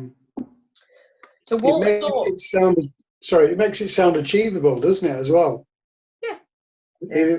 Talking about it's not a lot you've got to do. It's quite simple what you've got to do. As long as it's the right thing every day, you'll get that success that you're looking for. Yeah. And we think that, if you think about some of the examples that came up right at the start of this phone call, we had Andrea talking about vouched for and the discipline of asking people to leave a review. And now you've got 27 reviews, whereas 3 weeks ago you didn't have any. pretty much. So you've been asking people to do it, and now they are doing. So the discipline of doing that over and over again is going to build you a great pipeline of people who put their feedback in there. Think about mixed phone calls. The discipline of getting up every morning and making the phone calls that you need to make has generated you 2 clients in the last 2 weeks. Versus we get out of bed and we don't feel like doing it, so we don't bother. And there's a real value to them as well, isn't there? Yeah. Somebody, I'm not quite sure if I've got the exact words, but said most of the time we fail because we're not quite right. We fail because we're frightened of this to succeed. Yep. Mm. Yeah. It's really interesting. Nelson Mandela. Yeah, because fear of failure gets talked about a lot, but fear of success doesn't get talked about nearly so much. And it's a real thing that people get worried about, well, what happens if this goes really well? And if it goes really well, it can't possibly stay like that. A lot of people resent success, though, don't They can do. Not normally their own, though. They normally resent they? other people. Yeah, because they don't see the work that's gone into it. Yeah. Whereas fear of success often comes about you and you fearing your success. You know, if we do this and we end up with a business that's this big and we get used to living a lifestyle that goes with the amount of money we can have from that, what happens if it goes wrong? But that links back to this, doesn't it? Because if we know what the few simple disciplines are that we did to get us there, we know what we need to keep doing to stay there. But the success also, it could be like the fear of going to anywhere that's new, potentially, because it's going to be a totally different lifestyle, a totally different workload, a totally different set of problems. So in some ways, it's perfectly human to be fearful of that, because you're going to have to do a lot of things differently or better to sort of maintain that. So, and fear is a real interesting one. So I often talk about fear as, think about the letters, how you spell fear. Okay, false expectations appearing real.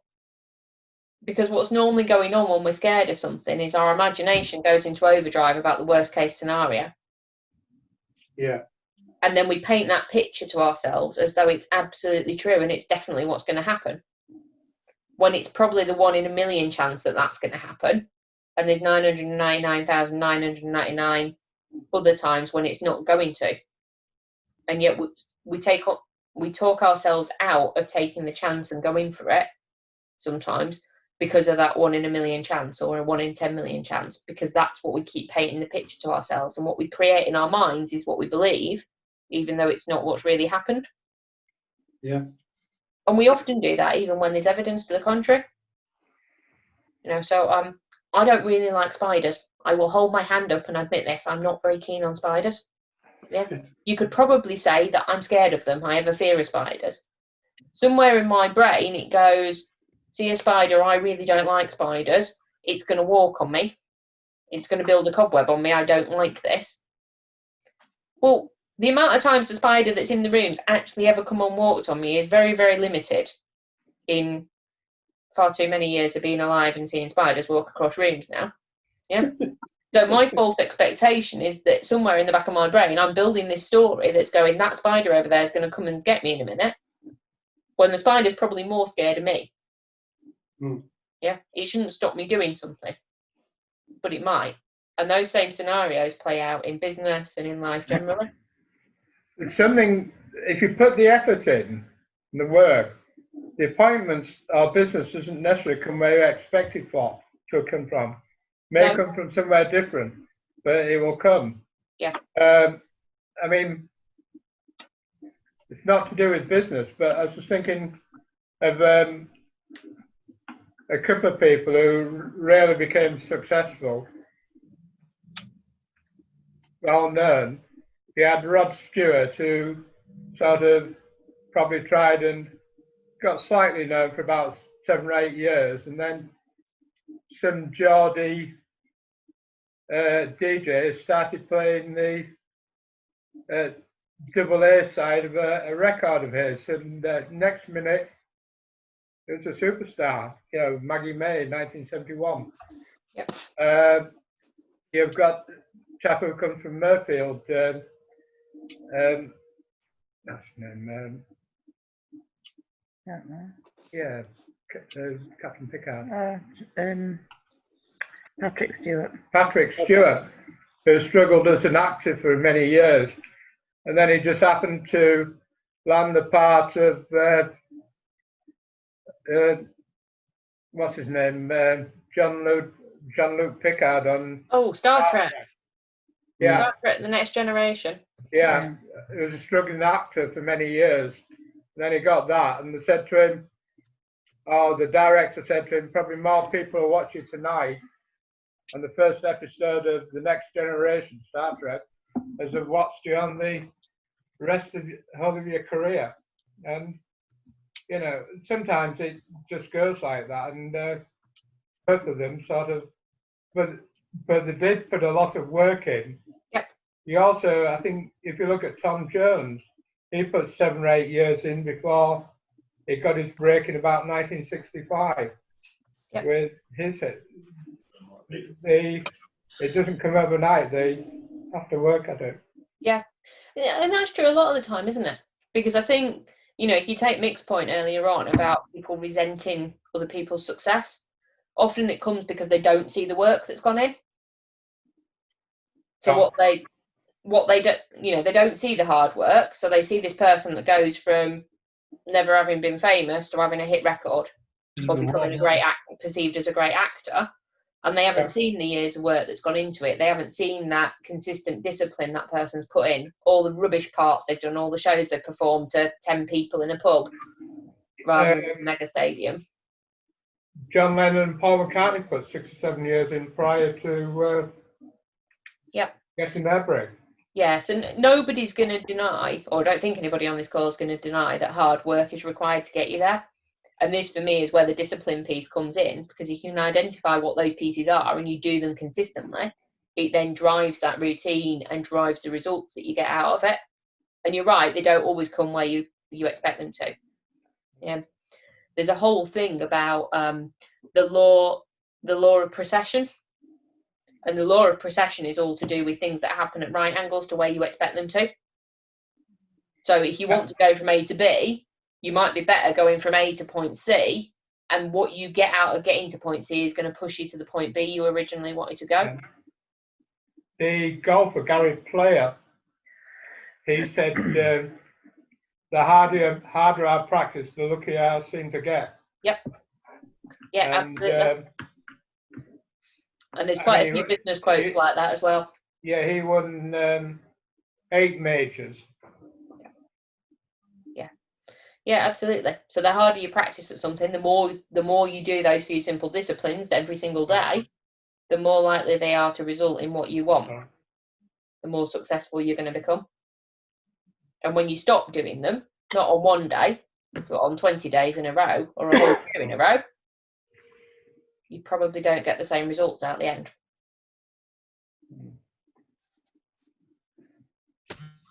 So if we think about that in terms of the business, the question for me is, well, what disciplines do you want to have? And that might be a question to take away, not necessarily to answer in the meeting, but what are your few simple disciplines that you need to master and need to do every day to take your business where you want it to be?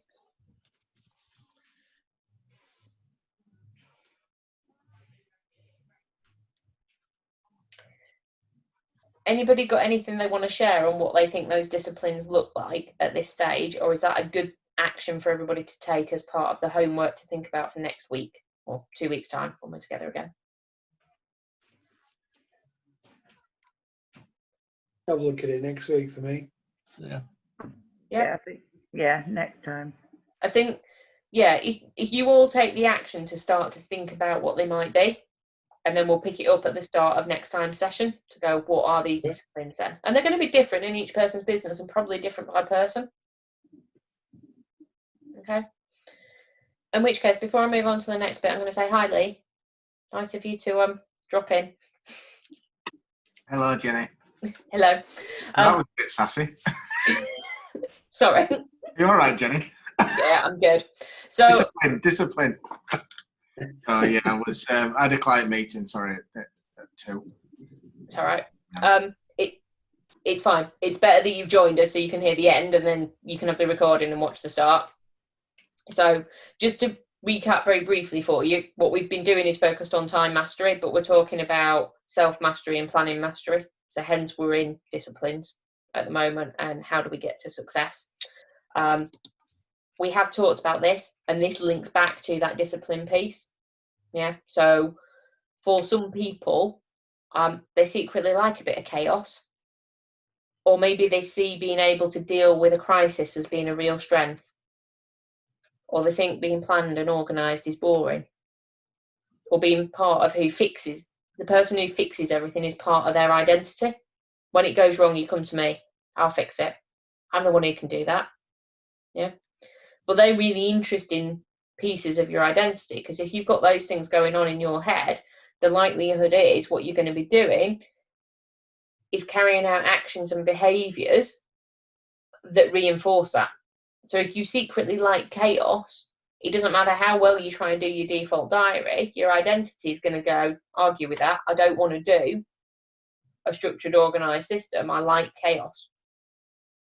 I want to create some. So you'll manufacture a reason for it. One of my other clients is very much like that, and he'll hold his hands up. When we did this session, he just went, that's me about this. If you see yourself as being the person who fixes everything, and that's a real value you add to your business or to the people around you, and that's a big part of your identity, then you don't tend to mind if stuff goes wrong, because it then reinforces what you're really good at, and you get to use your fantastic skill set about fixing things, but then you maybe don't fix it for the long run, because you don't actually go and solve it so that it doesn't go wrong again. Because actually then you're not getting the value that you value from it. Does that make sense to everyone? Yeah. Okay. So just a bit of a challenge for you to think about what there might be in your identity that's working against you. And then think about, well, how can you change that? Because to change it might need some different skills or beliefs or values, or it might need you to change the environment you're in.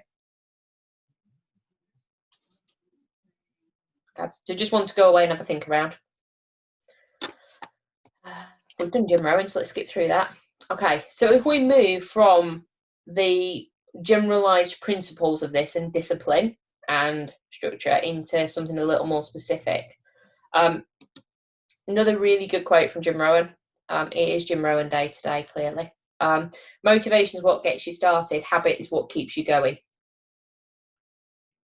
Okay, so often we start doing an activity, we decide we want to get fit, for example, and we take up swimming or running or an exercise class or whatever it is, and we're really motivated because we want to be that person that's 2 sizes smaller in the clothes than we are now and things.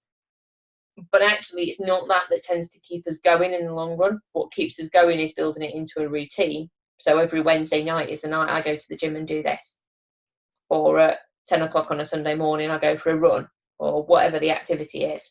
Okay, it's the habit of that actually keeps you going. So one of the things we want to think about, and Adrian, you said you were doing this earlier on, which is great, is thinking about daily planning and prioritizing of what we do.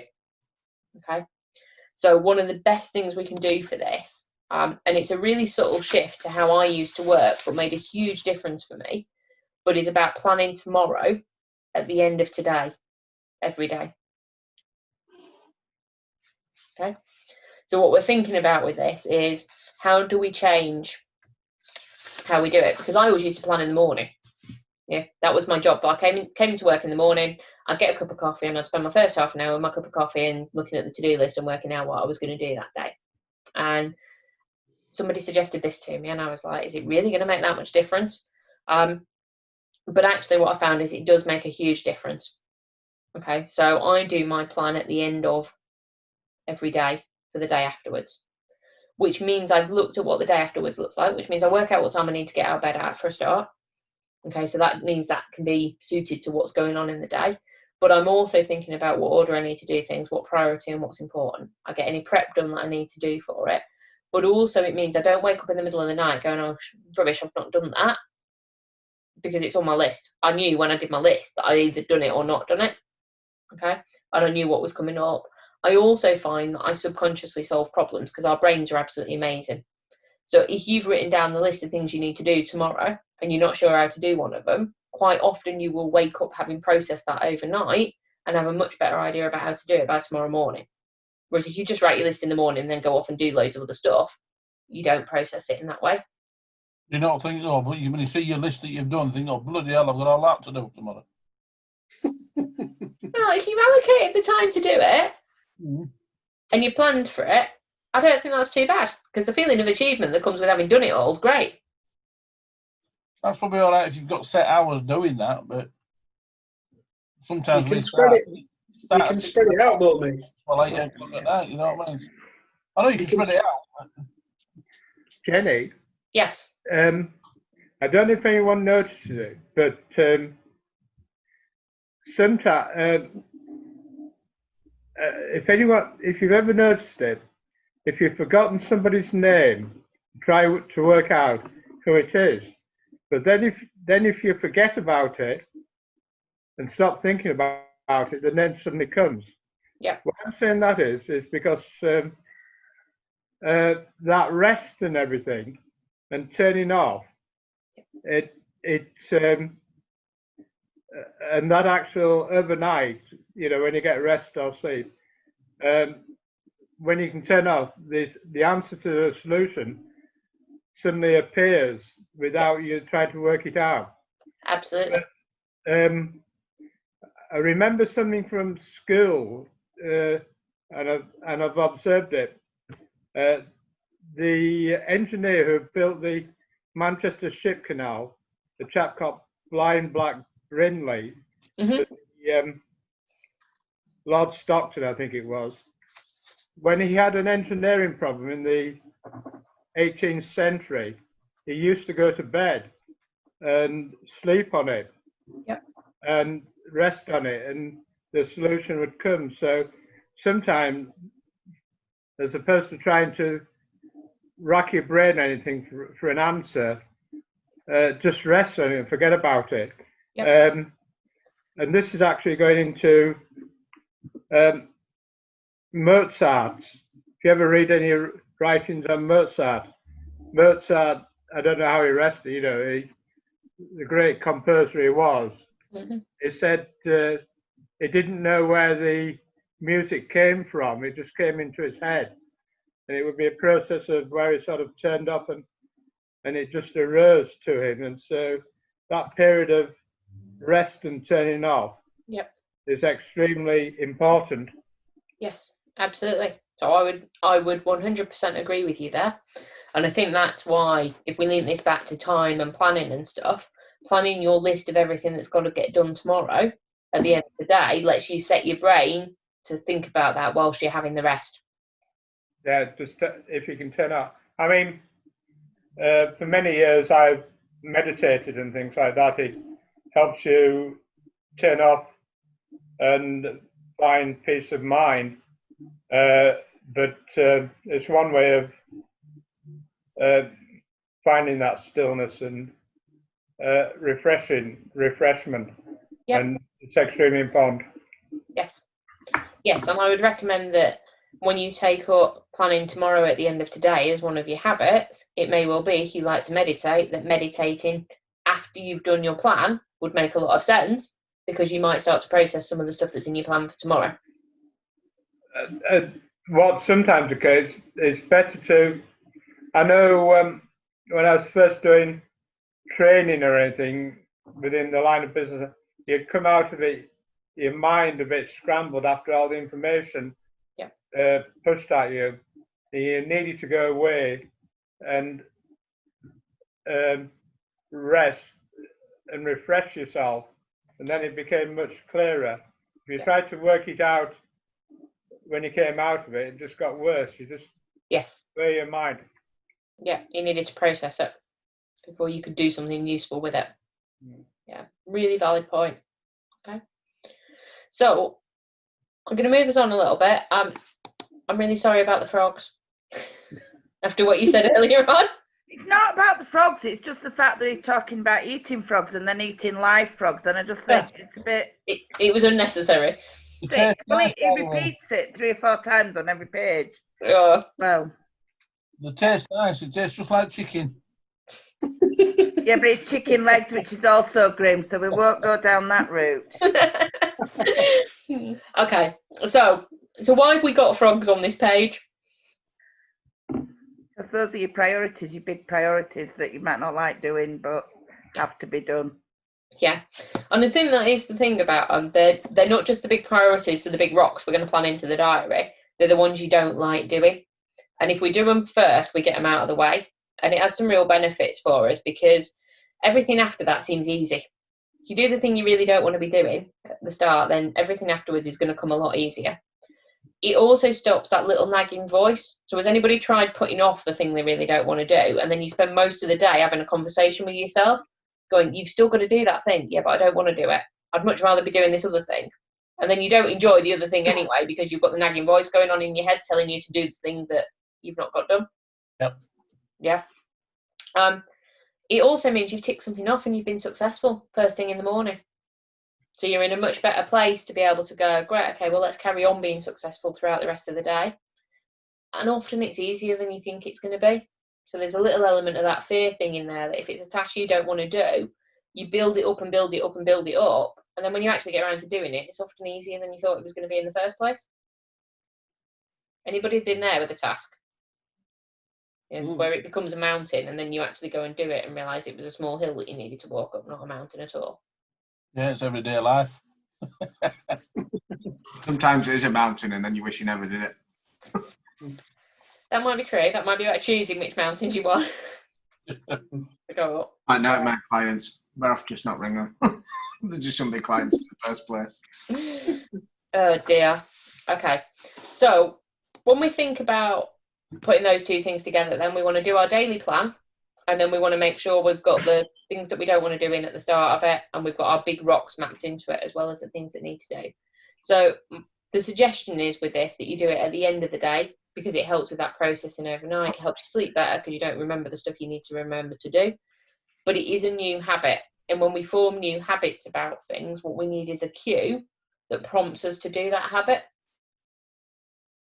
Okay. So it's worth thinking about where in your agenda does this daily planning fit and what is going to prompt you to do it. Now, because for me, when I do it predominantly about work stuff. It's the last thing I do before I leave my desk.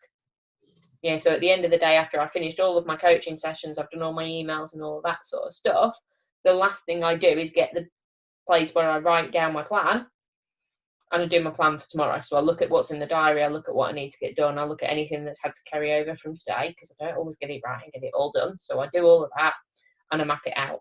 And then I know I've finished, which then means I go and eat my dinner and do all the stuff I need to do in the evening without having to think about work. It's not sitting there playing on my mind all the way through. No. Okay. But it might be you want to do this just before you go to bed. Yeah, there might be a different time that works for you, but it's somewhere that's at the end of the day before you go to sleep. Is where you want to fit it in. Okay, so think about what the cue is to get you to do it. What's the prompt, the reminder? Yeah, it could be, for argument's sake, if you don't tie it to work, you do it when the music comes on for the 10 o'clock news. You know, it could be something as simple as that. Okay. We just want to think of what it is that we need to do to prompt it.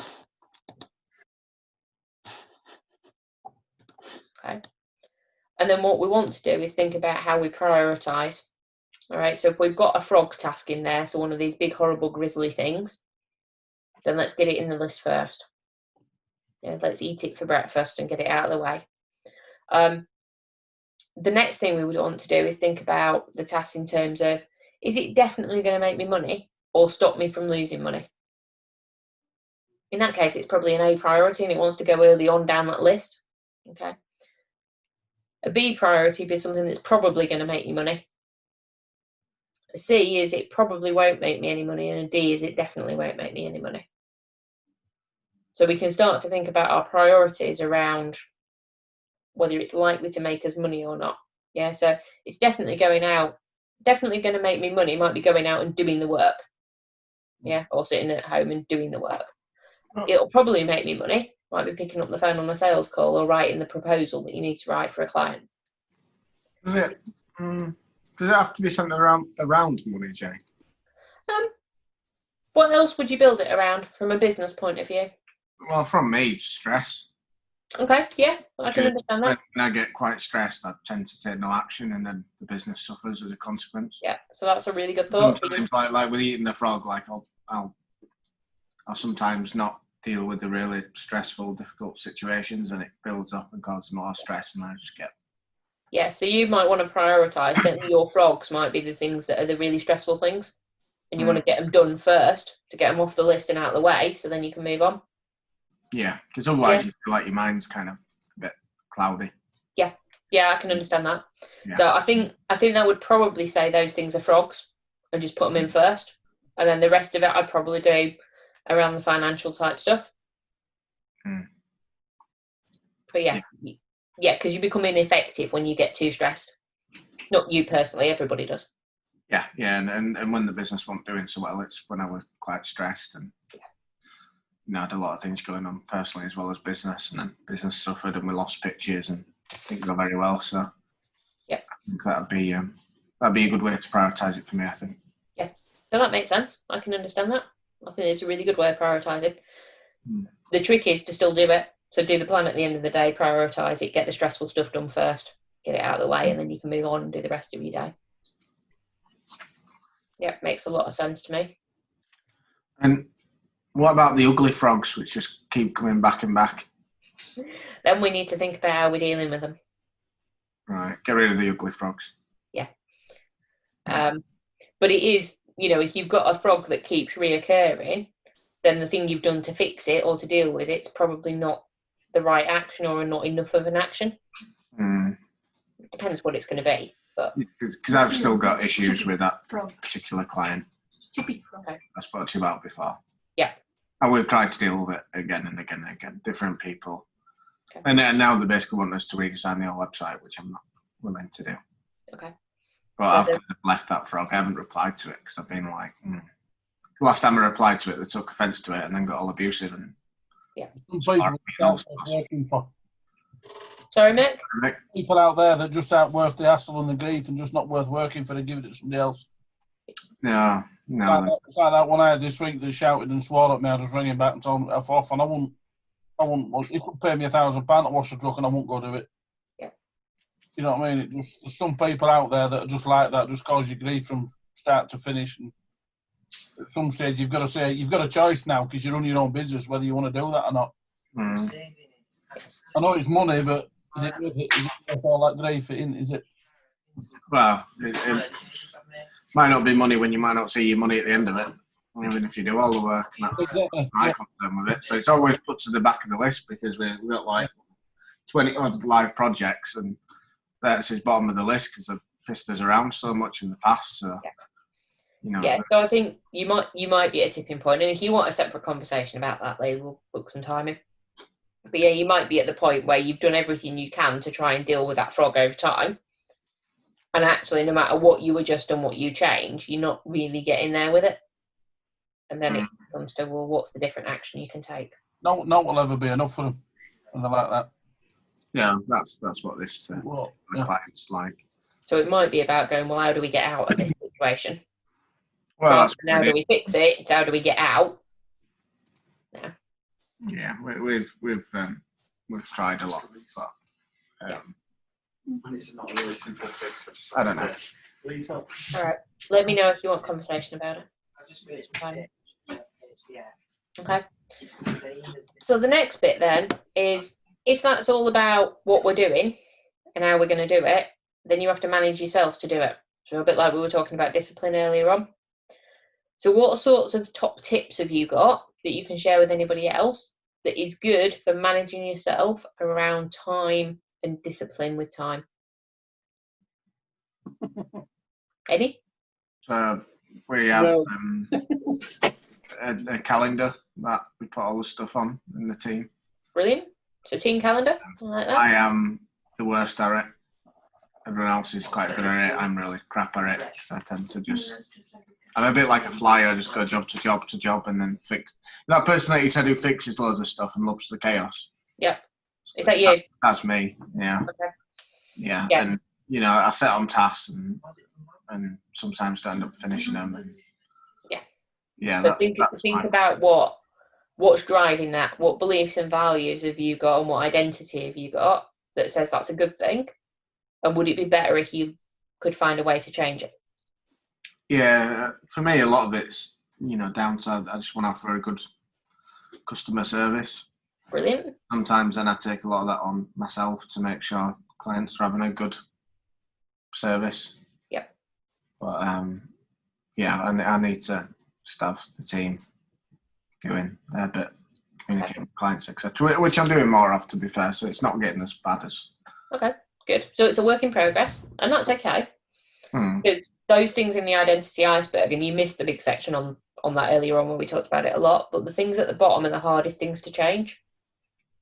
Yeah. So your skills are quite easy to change because you can go and read a book, you can come to Action Club, you can watch a video about it. You can build the skills on something.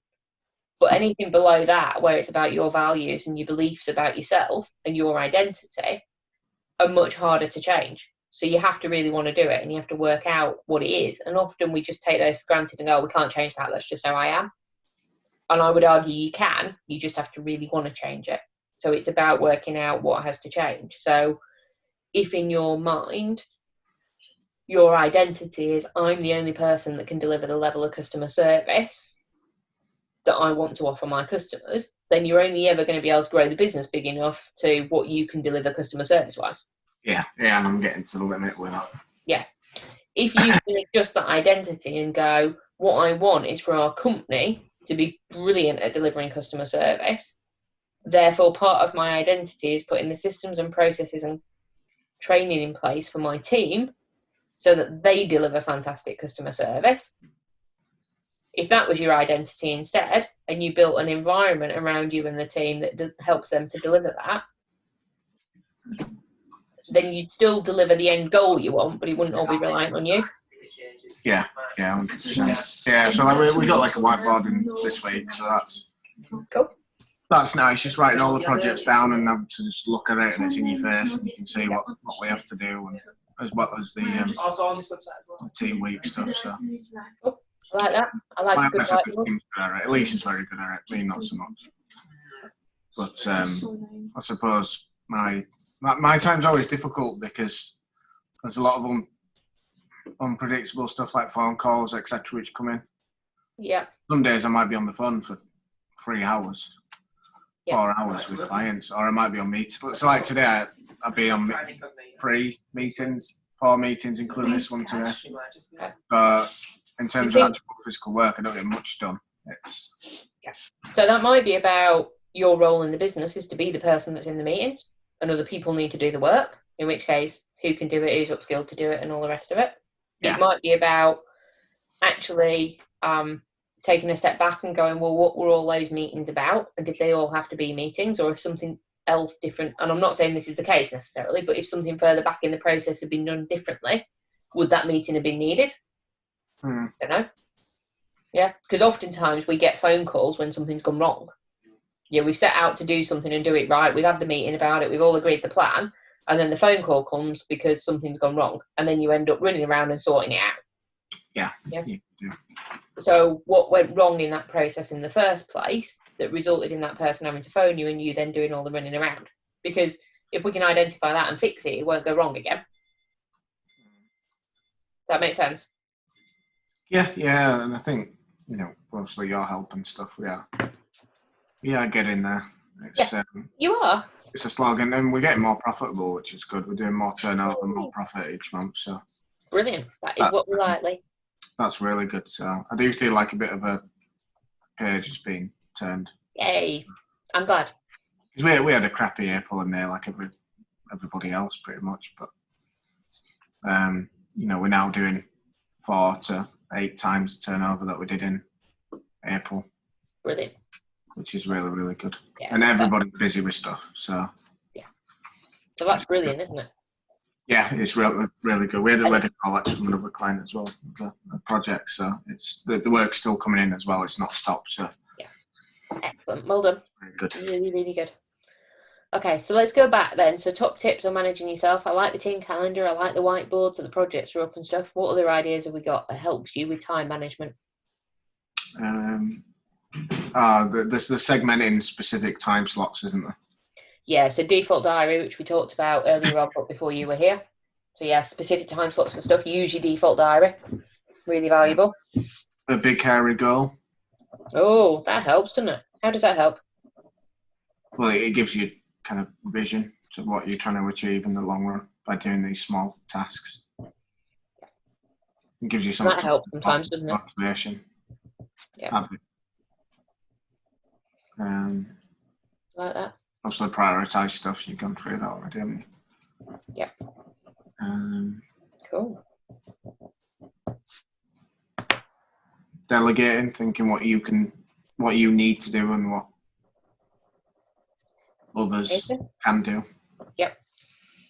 Yep. So that's really important, and we're going to talk about delegation next as well, about how to do it effectively. Yep. There's some really simple stuff as well. So wear a watch and actually use it. Yeah. Or have a clock on your desk so you actually know what's going on with the time, rather than it not being visible and then realising 4 hours later that you've lost 4 hours to the project you were working on or the thing you were doing when you intended to sit down and do it for an hour. Plan out time for things. So this links a little bit to the default diary, but set yourself a time limit. So if you're going to, I don't know, put together a proposal for a prospective client, and you know that typically that will take you, I don't know, an hour to 2 hours to do it, for argument's sake. Right, I want to spend an hour on it now. And my objective is to get it finished in an hour.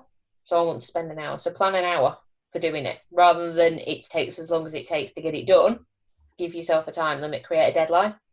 Because most of us work better to a deadline. Yeah. And then do things like set an alarm for it. Yeah, so I will quite often use the alarm on my watch for setting a time frame for something. So I'll say, right, I need to get the slides for Action Club sorted out by this time. I'm going to give myself an hour and a half to get all of that sorted out, whatever it is it's going to be. Brilliant. Okay, so then I'll set a reminder on my watch that 20 minutes before the end of that time it's going to beep, because it's an hour and a half, and then 10 minutes before, and then at the time I want to stop at. Because what it's doing is pushing me to get it finished in time. But what if you don't get it stopped? Don't get it finished? If I don't get it finished, then I'll look at it and go, great, okay, when am I going to spend some more time on it? Is it now, or is it some point in the future? Because sometimes we get it wrong and we don't size the time right. I get that. But I do work better to a deadline. Also, with me doing phone and stuff, you might have a list of 25 phone calls in front of you. Yeah. And you can rattle through 10 in no time at all.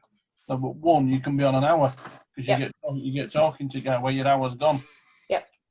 Plus someone, you've only done one call if you like, you know what I mean? Yeah, and you have to be really careful with what targets you set yourself versus the time.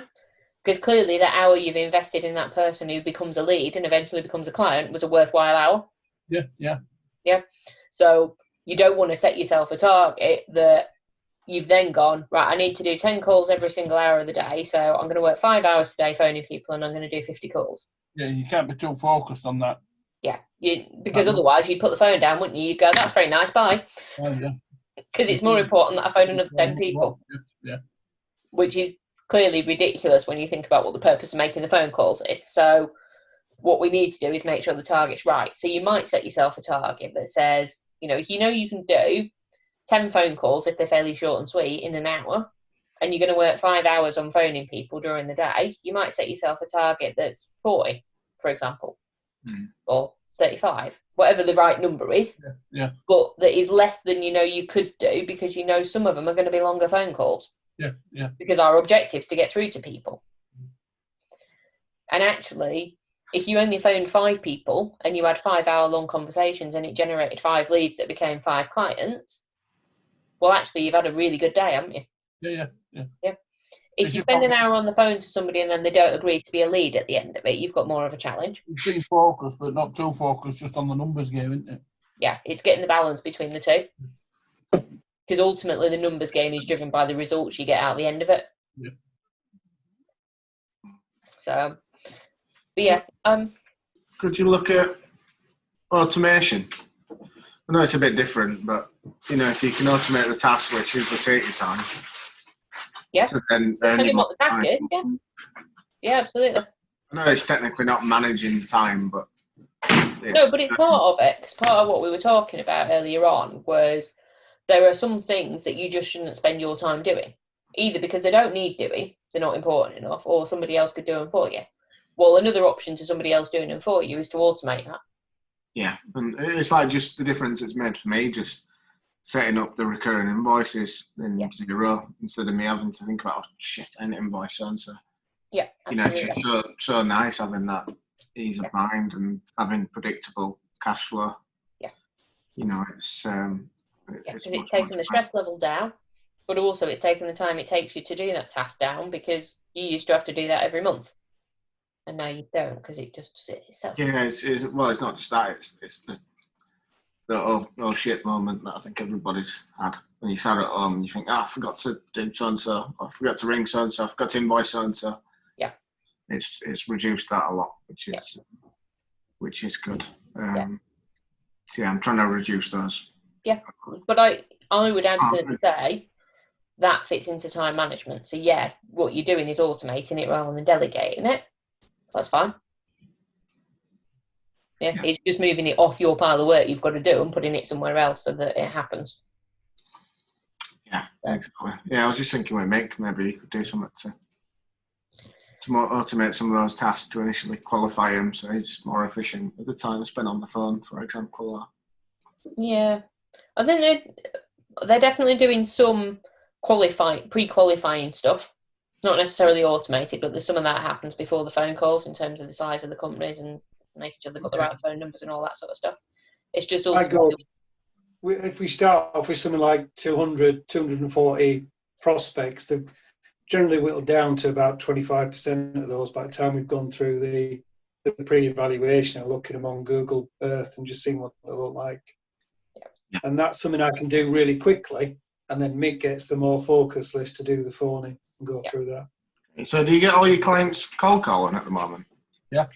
No, well, yeah, pretty much. But we have a list of transport companies, which is a government list, and it tells us how many operators in a particular area.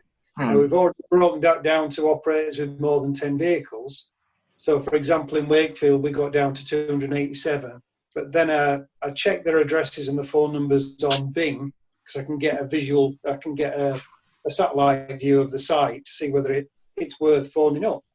I reduce that 287-63 and pass it across to Mick.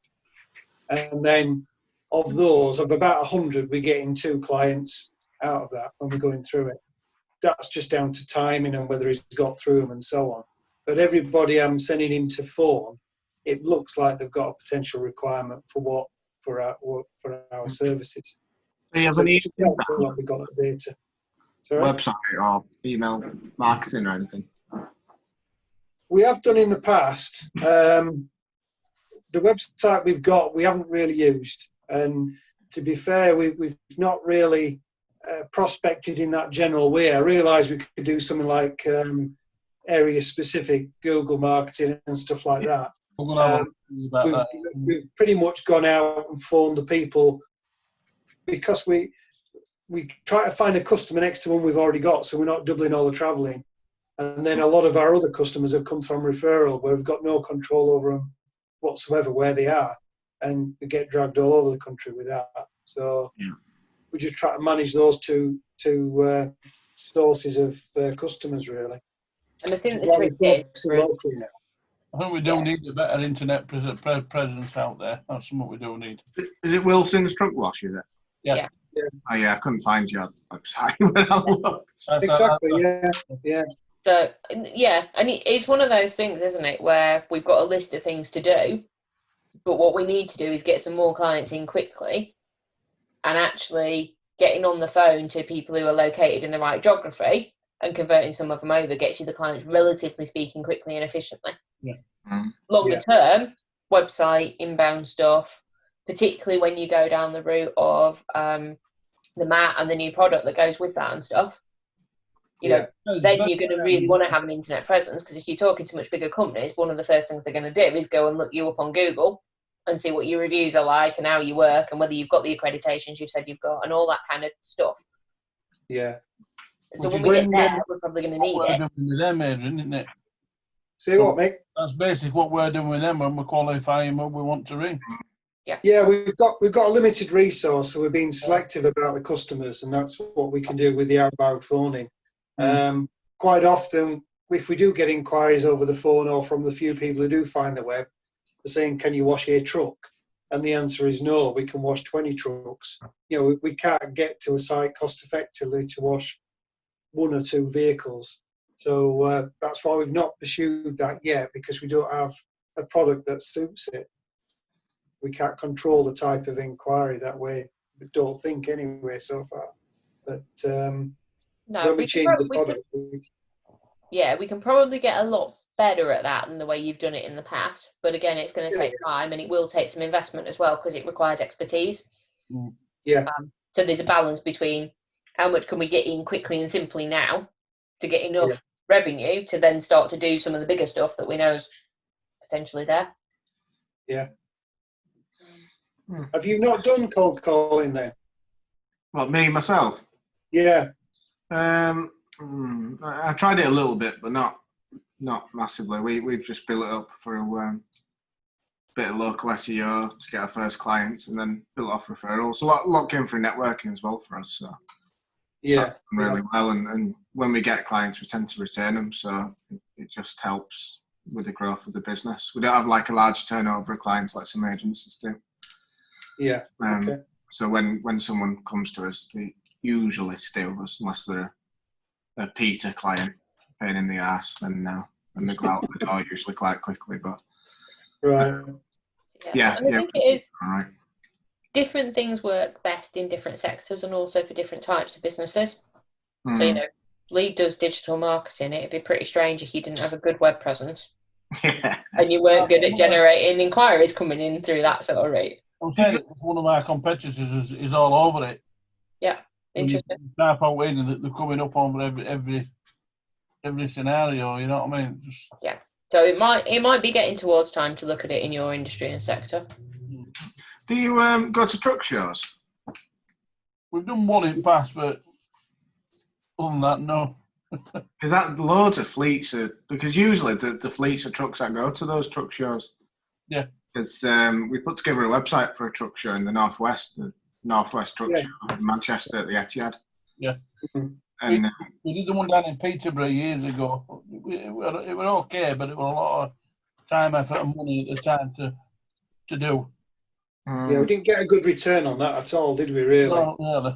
I think it's because a lot of them are national or the regional, and we're not big enough to basically go anywhere where, regardless of where somebody's calling from, and that's why we just get a faster, more focused return on picking up the phone and going through that. Was it Truckfest or something you went to in Peterborough? Yeah, truck fest. Peterborough, yeah. Yeah. See, Truckfest is a national one, isn't it? So somewhere like the Northwest There Truck. tend to be more at individual drivers rather than full company MDs going. They tend to let the drivers go in their trucks. It's about a weekend away from them. Yeah, because we've got one client who's at Holly down in Rochdale. And we pitched for another site for a bigger one called Viremaster. Quite big. Oh yeah. We We used to watch the Viremaster. Yeah, we pitched for the site. We didn't win it, but we pitched. All for right. it. So I know someone there, but yeah, we know Lance at HTF down in Rochdale, and that's how he got us involved with the truck show. But Right. it's quite a tight knit network, isn't it? Truckers, they all talk to one another in the past jobs, obviously backloads and Yeah. front loads, etc. So they're all in touch with each other quite regularly anyway. So Yeah, a lot of our growth has been referral within companies rather than across a network. And I know Mick's been looking at LinkedIn and stuff from what Jenny said. And I think there, LinkedIn and tying that in with a website, it'd be a useful combination because you've got that network and they've got something to see and cross-check what they're hearing from the network. But it's just a balance of what works now and quickly with the resources we've got. Yeah. We're focusing pretty heavily now on getting stuff done locally just to cut the travelling down. Yeah, more profit in the jobs. Yeah, Yeah, exactly. that's Yeah. what we've been looking at, isn't it? Is how do you get more profitable by doing it local? And then once Yeah. you've built a model that works, you can then go, well, let's do that region there. Or let's license it so somebody else can do that region there, but then you can build it up. And then eventually you can then get the national stuff because you've got big enough coverage, but we're not quite there yet. Yeah. No, it sounds like you're going But in the right direction. There is definitely room for digital in there. It's just not right yet. Yeah. I don't know how many people would actually be searching for truck washing. No, and I think that's part of the challenge is as an industry, haulage is not particularly digitised. Oh, as you're a telling general me. rule. I know all about that, Jenny. Yeah. I mean, we were trying to chase a bloody haulier that was based right next to us for ages. And it turns out that the website, because I thought the website wasn't very good, and it was designed by a guy that refers his work. We only found out a few months down the line when we saw it on his website. We went, maybe best not actually pursuing that one then. Yeah. Oh dear. Okay, right. I am going to very quickly whiz through the end of the content because we need to talk about delegation in a minute before we completely run out of time. So, last few things that might help around top tips for managing yourself around time. Try not to multitask because we can't actually do it. All we do is switch very rapidly between different things. So if you think you're multitasking, you're probably not, and you're probably be more efficient giving you 2 hours in an hour chunk to each of the 2 tasks rather than flipping between them. Plan time for emails and making phone calls because we all know we've got to do them, so you might as well allocate the time for them in your diary. And then tell people how you want them to get hold of you. You know, for example, if it's urgent, phone me on my mobile. If it's not urgent, send me an email. And I pick my emails up 3 times a day, so I'll reply to you the next time I'm picking them up. Sort of conversation. Helps you to manage the urgent from the not urgent. Okay. And then, link to what you said around the big, hairy, audacious goalie. Focus on your big rocks. What are your big rocks? And make sure you know what they are so that anything you're doing is linked to them and is feeding into those. Okay. We know interruptions destroy people's productivity, essentially. So what we're going to try and work out is what can you do to reduce the amount of interruptions you get in your day. Yeah, so things like allocating times where you're just not going to answer the phone because this thing's really important, everybody's going to take a message for you. Or these are the times of day when I answer emails, and letting everybody know that so then they don't get upset and offended if they don't get a reply quickly. Okay. Use your default diary, minimise the unplanned activities. They're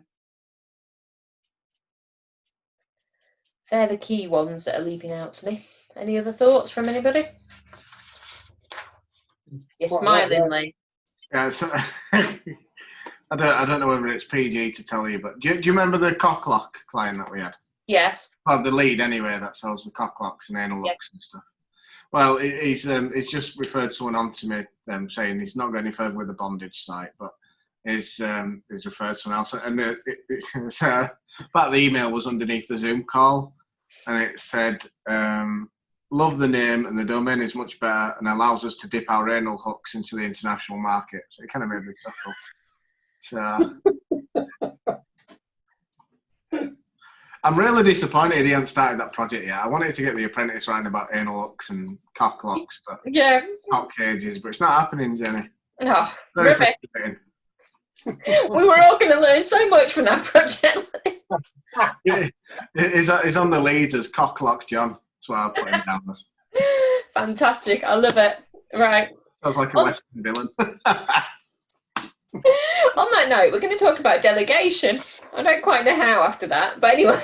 Well, you asked, Jenny. You asked. I wish you didn't, but you did. Yeah. Okay. So, thinking about delegation, one of the actions out of last time was this bit around the skill fund matrix. Okay. And so, what we want to think about is which things do we want to delegate or outsource? And the chances are the stuff we want to delegate and outsource is it's not much fun and it doesn't require you to be doing it. Okay. And then we want to think about the frequency of those tasks. So do they happen a lot, and do they soak up a lot of time? In which case, is it worth paying somebody else to do them? Or is it something rare that's just annoying and frustrating, but you just need to get it done and minimise the amount of time it takes? Okay. So it's probably good to delegate some authority to some other people in your business. You don't have to do everything yourself. Okay. So what we want to think about is use the time log that you've done. I don't know whether you did yours, Lee. Did you do it? Time log, no. Okay. You might want to do a time log to find the stuff that you can delegate. Yeah, because what you want to do is identify where does all your time disappear to at the minute. Okay. From there, oh gosh, this is an annoying slide. Sorry. I thought I'd taken all the twiddly bits off. Look for things that you want to do, but you don't need to do. So the things that you find that are fun, but actually they're probably not very important, and be wary of them because you're likely to devote a lot of time to them without thinking about it. Aim for 3 to 5 hours a week for working on the business. And then remember that delegation is as much about you letting go as it is about the team taking stuff on. Yeah. Okay? Because if you're peering over their shoulder all the time about it, they're not going to want to do it. They won't feel like they own it. The flip side is what you don't want to do is abdicate the task. Yeah. So if you abdicate it, you're just giving it to them and going, here you go. That's it. And walk away. You don't check they know how to do it or what they're actually doing. You're just dropping it on them and running away. Okay. So you don't want to do that either. So there's a real balance to it. We obviously need to think about who it is that you can delegate it or outsource it to. And then what do they need from you to be able to do it? So what training do they need? How much assistance, how much support do they need? And what are you going to measure about what they're doing so that they gain confidence that they can do it and you gain confidence they're doing it right? Okay. If we think about how that might look in a matrix, we can look at it in terms of how much skill the person you're delegating it to's got, so the left-hand side of this, and how much will they've got, how much do they want to do it. Okay, so are they doing it because you're telling them to, or are they doing it because they want to learn about it? Okay, and depending on where they're sitting in this matrix depends on how you're going to work with them. Okay, so somebody who is not particularly motivated to do it, and it doesn't require a right lot of skill, but they're not particularly skilled in it either at this point, you're probably going to want to tell them. Yeah, so this is what I need you to do. You've got to do it by then. This is how to do it. Here's the step-by-step process. Okay. Alternatively, if they've not got the skill, but they really want to learn how to do it, then you can take the approach of coaching them. You can help them learn how to do it. Okay, so you can coach them on it. If they've got the skills to do it, but they're not very motivated by it, or they're not asking you to take it on, you're having to give it to them as a project, then how are you going to support them? What do they need from you to get it done? Okay. And then the right hand side, hopefully they know how to do it and they're motivated about doing it, then you can just delegate it to them. Okay. But when we delegate it to them, we want to be really clear about what we're delegating to them. Yeah. Okay. So we want to know what it is that we're delegating. Okay. We want to know why we're delegating it, and we want them to know why they're taking it as the action. How we're going to do it. So how do they get on with it? And then we want to agree what's coming next. So how much are they going to do before they come back and check in with you? Yeah. When do you want them to come back and check? What is the agreement about what they're taking on? Okay. Is that, sorry. Go on. Is that monkey trying on a cocklock? I knew I was going to get a comment. It needs a bit of discipline, Adrian. It does.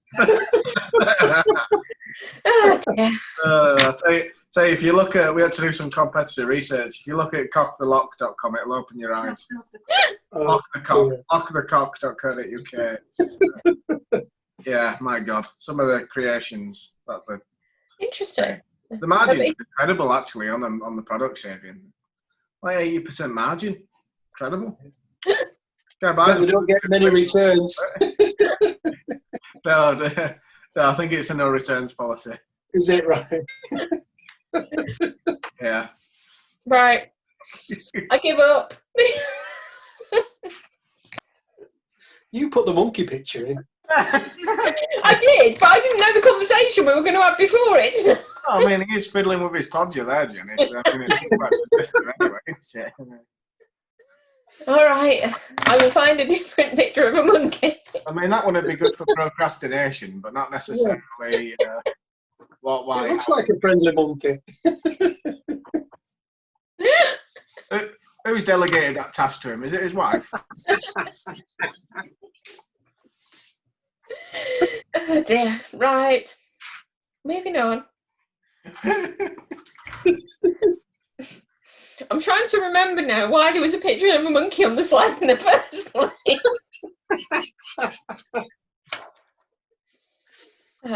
Oh, dear. This will be a great recording. Sense of Mike will be watching it going, this has got a bit weird. Yeah. Yeah, all since you joined, Lee. Yeah. Perfectly sensible Kids, before cover your that. ears. Right, okay. So, the reason there was a monkey on there was, have either of you read The 1 Minute Manager Meets the Monkey yet? No, you told me about it though. Okay, right. So, the reason that we might want to read that is all to do with delegation. Okay, and it's actually to do with not taking the monkeys back. So the monkeys are the next step in anything. So when somebody comes to you and they say, this has happened, and instead of you going, great, what do you want to do about it, or telling them what to do next, or any of that other stuff, what you actually do is go, right, leave it with me and I'll deal with it. And all of a sudden you've got the monkey, and if you've got the monkey, you have to feed it and look after it, and you're the person who has to take that next step. So this is all to do with how you delegate effectively and how you make sure that people own the monkeys and they look after them, not you. Okay. So the bit at the end of the book is all about how the manager passes all the monkeys back to the people in the team. So it's a really good section on delegation that covers off like what you need to do in this. So the what, why, how, and agree piece. It links all of that together and has a really good explanation of it. Okay. So, in terms of actions coming out of today is where we're going next. We are going to think about, from the time audit that you've either done or you're going to do, what 3 things do you need to start doing from everything that has come out of today's session? Okay. And what 3 things are you going to stop doing?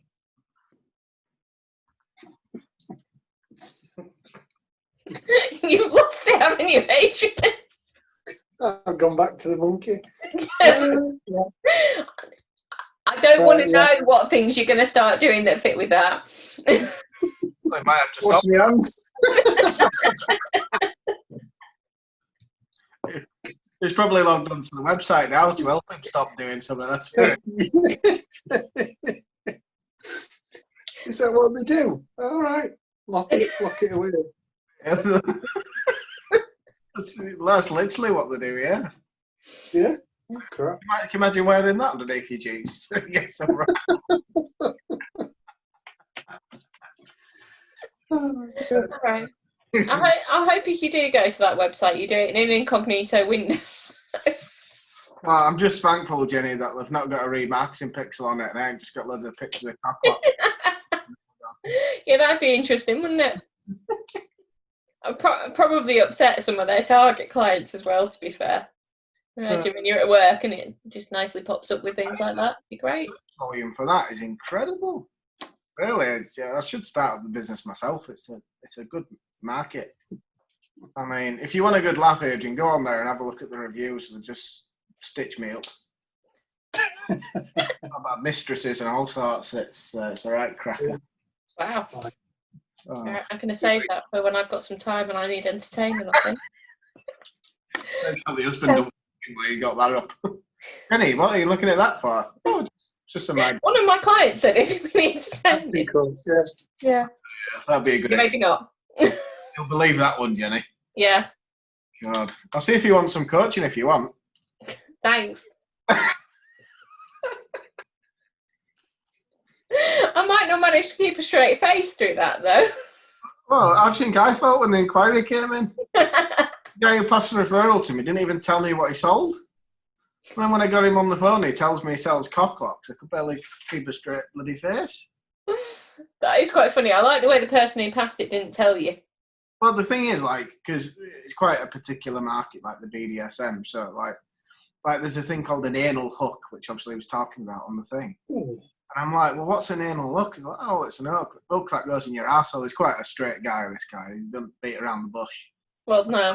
Hook that goes in your arsehole. It's like, yeah, and they hook different things onto it. I'm like, Oh, right, okay, that's weird.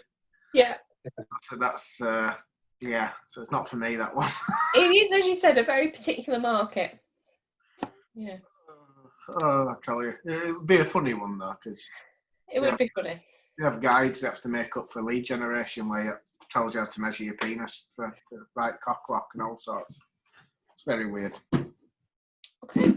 Very weird. But it could be a really good profitable client for us, so Yeah. I'm not prude. I'll work with him.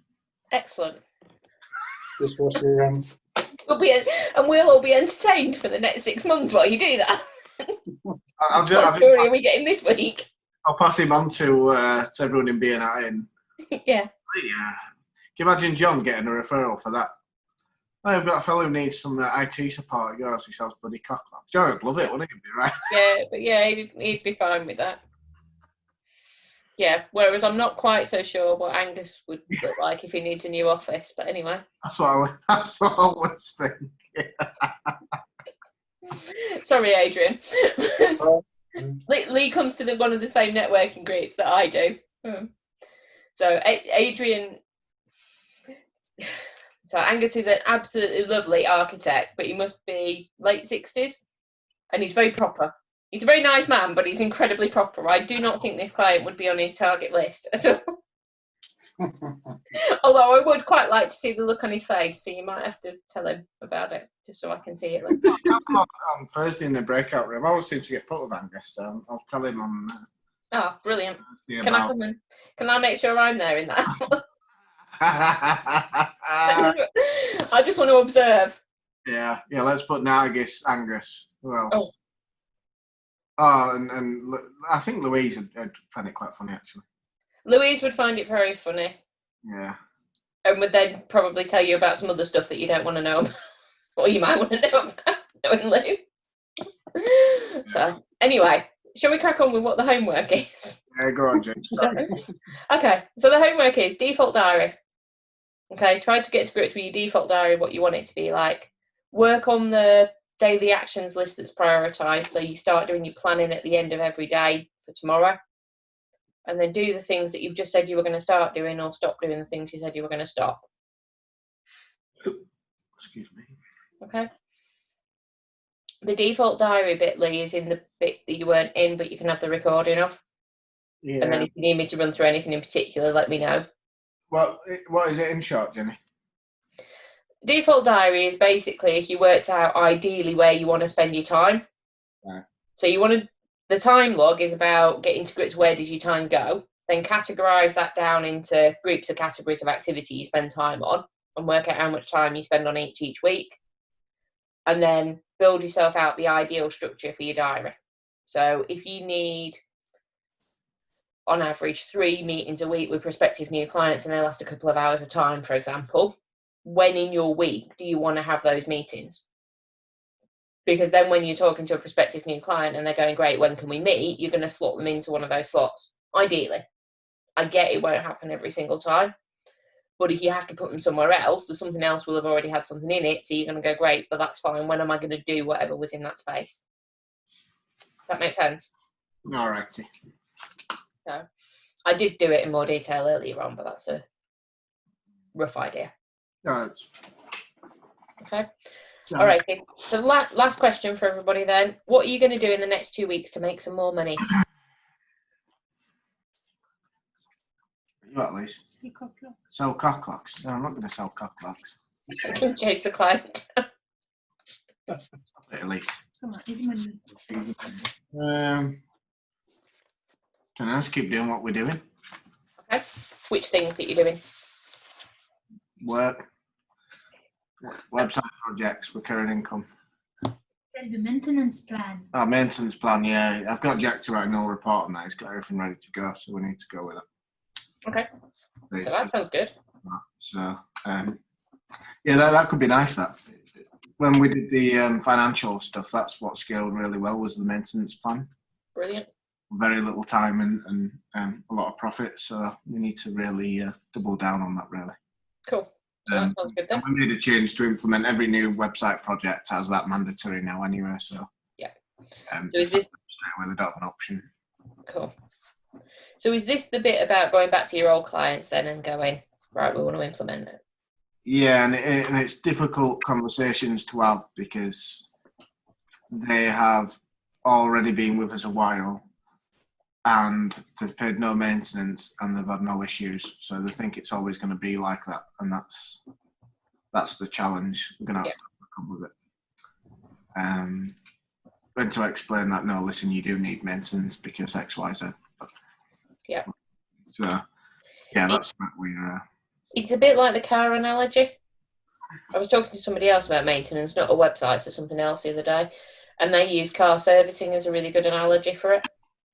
Because most of the time you pay for your car to be serviced and your car hasn't gone wrong in the 12 months in between the service or the 2 years between the service. It's absolutely fine. But everybody pays to have the service done, generally, because they don't want the risk of having a problem. Yeah, and I think, so some of our older clients, it might be difficult to sell them on it because we did a website and then just left it and didn't do any marketing with them. So the websites probably don't generate a huge amount of work for them. Okay. So the cost that they're going to get for the maintenance versus the profit they get from the website will be quite substantial compared to other clients that we have. So what about if you went back to the older ones and didn't target them on maintenance at first, targeted them on, is it time to review and revamp your website? Yeah, we've done that with a few actually already, so a few had managed to redo. Yeah, and then you put the maintenance in as part of that project rather than targeting them for maintenance. Yeah, it's on the proposal stage. Because it seems like the digital enterprise scheme are quite loose with funding. Nice. So that's kind of helped us a lot because close to like 13, 14 grand worth of work's come from digital enterprise, just loosening up the restrictions on who they're going to give money to fund projects. Okay.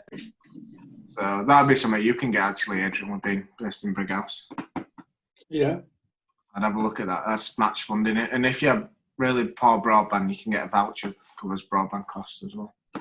Right. Okay. Cool. And it's like £2 or something. Voucher. Right. Or a That would voucher. definitely be worth a look. Yeah. But yeah, they've just fast tracked a lot of people through, so it's helped us massively with Nice. them on board because the cost they have in the website then gets halved, doesn't it, for them? So Yeah, absolutely. it's Okay. Okay. So focus on maintenance plans then for the next 2 weeks. Okay. Adrian, what are you going to do? I'm going to get a list together for Manchester for Mick, so he can target that. And yeah, I think that'll work. I think we'll get 2, maybe 4 out of Manchester.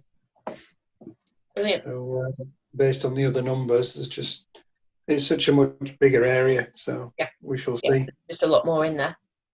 And we'll be recontacting the people that were sort of put on hold because of COVID. Yeah. They didn't know what they were doing, so they couldn't really see us. So catch up on some of that. Brilliant. Sounds good. If you send us an email, Adrian, I'll put you in touch with Lance at HDF, so if you can get out there, because he's not far from Manchester. Been in. All right. Okay. Cool. It's in Chadderton, it's called. Oh yeah. Right. That's how it goes to Manchester. Yeah, quite close. So it's only about 10, 15 minutes out of the centre. Yeah. The list we'll have will be the postcode, so it'll definitely be in there in Chadderton, I would imagine. Yeah. Oh yeah, you will be. Yeah, so I can introduce you to him anyway. Yeah. Cool. You might find it easier to get in with him instead of cold. Yeah, that's the difficult thing we call it. It depends what mood they're in and whether they've just had a load of it is difficult. So yeah, I'd appreciate that. Yeah, magic. Yeah, it's hard with truck washing because the trucks are always in different places, aren't they? Yeah, it's quite focused during the weekends when they've come back, particularly for the sort of general haulage side of it, which is why we've been sort of focusing more on sort of what they call cross-dock centres, where they're in and out the same depot every day regularly. So we get weekday work. But yeah, any intros, be gratefully accepted, and we'll do our best to impress. I'll put my email in the chat. Send us an email, Adrian. I'll connect. Yeah, okay. Yeah. Oh, got it. Right, okay. Cheers. And we'll see what we can do. But he's in that Goldilocks zone, because I think they'll have about 12, 15 trucks, something like that. Yeah, fine. Good size. Yeah, they're a decent size haulier. So Yeah. I like that. Thank you. They have a garage as well that services trucks and stuff. So they also do truck repairs. That's another side of the business. So they've Right. got truckers, because obviously they come in and have the trucks repaired by them. So Right. good one for you, that one. Yeah, cool. An interesting place to put some cards. Yeah, we've done. I've been round sort of door knocking with cards in the past, and again, it's just a return, isn't it, on the time and effort. You do that for 2 or 3 days. I don't think we really got anything from it, and it's just a matter of timing, isn't it? Which I think the best thing about the web is it's there all the time. That's the one. Anybody goes looking, if they find you, they've got you. So there's definitely a benefit. If they're looking, they're going to find you if you've got a good website and a good web presence. I think it's whether they go looking is question number one. Exactly. Yeah. But I was just thinking about if they've got a garage where they repair trucks, then having cards in there so people are sat around waiting, or they're dropped off and they're waiting for a lift to go wherever they need to go next, they're potentially going to pick it up, and you don't know where they're going to end up. So relatively low effort from your point of view, but putting a bunch of them in there might just attract some phone calls. Yeah. It's worth a shout, isn't it? Make it memorable. Don't go that. We want if you're having on it. Oh dear. I'm not sending you the monkey picture to put on it. No, thank you.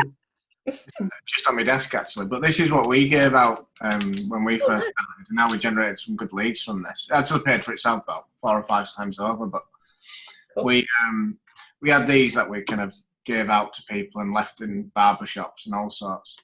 And inside it had like a bit of a... Open it up. Okay, it's all a little sticky back, plastic and stuff. So we had like a little cardian thing.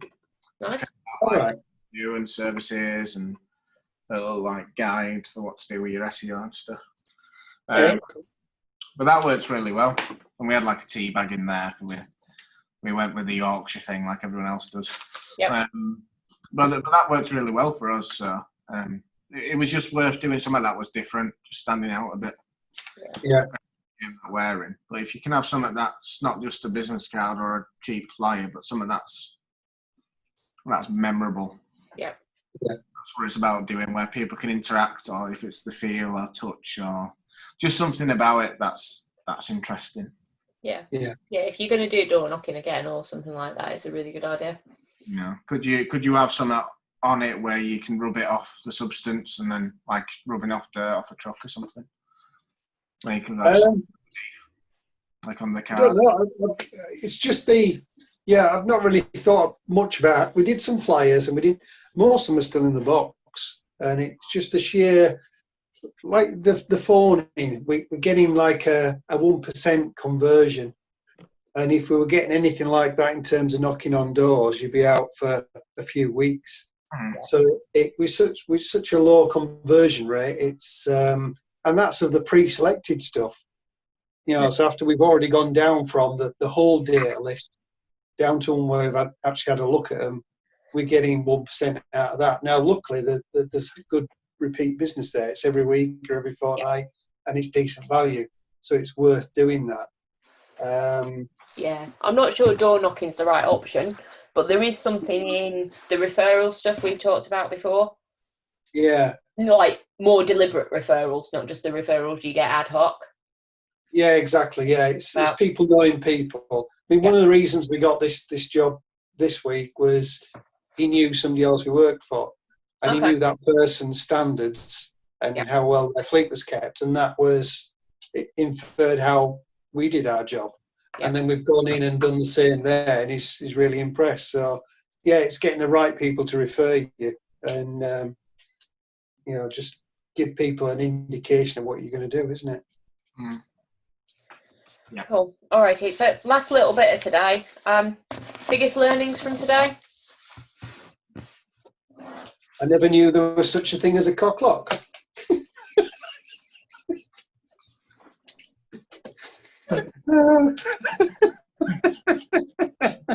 See, so I did, because I've had this conversation with Lee before. You lying. Never told you in my life. Oh dear. Blasphemy. Right. And on a serious note, Sorry, what? on a serious note, then, Yeah. have you learned anything about time mastery? Yeah, the diary thing, I think we need to go through that. And like you say, just understanding where your time's going is a big start to it, because otherwise you're just stressed out with not having enough time anyway, and it's as though you think that's the real deal, but it ain't once you can actually identify it. So yeah, I like the fear thing, false expectations appearing real, and also how to classify your tasks, you know, that ABCD thing. Yeah. Because if you do have a lot of stuff to work, then that applies irrelevant to what the task is. You can just say, well, is it going to make me money? Will it probably make me money? Or, you know, and so on. So there's quite a few things there that I think we can work with and build into the overall, you know, changes that we're doing. Superb. And you're going to tell Mick he missed the best bit of the meeting. Yeah. He left right at the wrong time. Yeah. I can imagine it being right up next. Yeah, that's it. I'll be in touch with the guy if you want, Adrian. No, it's okay. It can be his Right. birthday present, Christmas present. It cost about 20 quid. It's decent for a jokey present. Right, Lee. Biggest learning from today that's related to time mastery. Don't attend the meeting late. Oh yeah, but it does help if you're here for all of it. Yeah. Like the daily action list and prioritising things, because I suppose we cover a little bit of time mastery in the growth club, don't we? Yeah. So a few of the stuff I kind of know already. It's just reinforcing, but yeah, the default diary thing's interesting. It's interesting to think what I'd want to do. Yeah. It is, isn't it? When you start to challenge yourself, what do you really want? Like in the longer term, what do you want your role in the business to be? Well, to sit on the beach, to be honest, Jenny. Well, that's fine. What I'd like. If you deliver that financial plan you wrote, that goes with your big, airy, audacious goal, you can go and sit on the beach. Yeah, and sell the business in a few years, fingers crossed. Absolutely. We're on track for this year. Excellent. I was going to ring you actually to tell you, but you didn't. Well, now you're always doing bloody webinars, aren't you? And calls and stuff nowadays, Jenny. You're a busy lady. I am, but I'll still make time to talk to you. You can phone me, especially with good news. No, we're doing well, so Good. we could break revenue record this month, and then Woo! we're already over 12k this month, which is good. Well done. In April we were doing kind of 4. Yeah. We were losing money at that amount, so yeah, about 13 this month. Brilliant. And that's still with a lot of money to come in. So yeah, I think this month we'll do close to 18,000. Brilliant.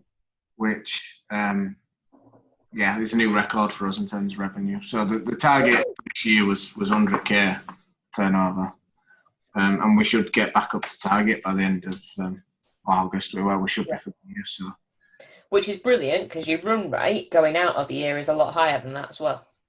Yeah. I mean, yeah. Usually it's quiet as well this time of year. Yeah. But like leads on my board, I've got 1, 2, 3, 4, 6, 7, 11. Got 12 leads on my board as well. Ooh, very good. It's going well for us. It's going good. Superb. I am very glad. That's very exciting. And just no one came in actually during this call. That's why I was looking at the email, because the Cocklock guy introduced me to somebody else. Even though he didn't do business with us, he was obviously impressed with the Oh, that's good. conversations we had. So that's really good. It's always a real positive, isn't it? Yeah, it's just going in the right direction, which is really good. Because after a bit of a worrying April, May. Yeah, I get that.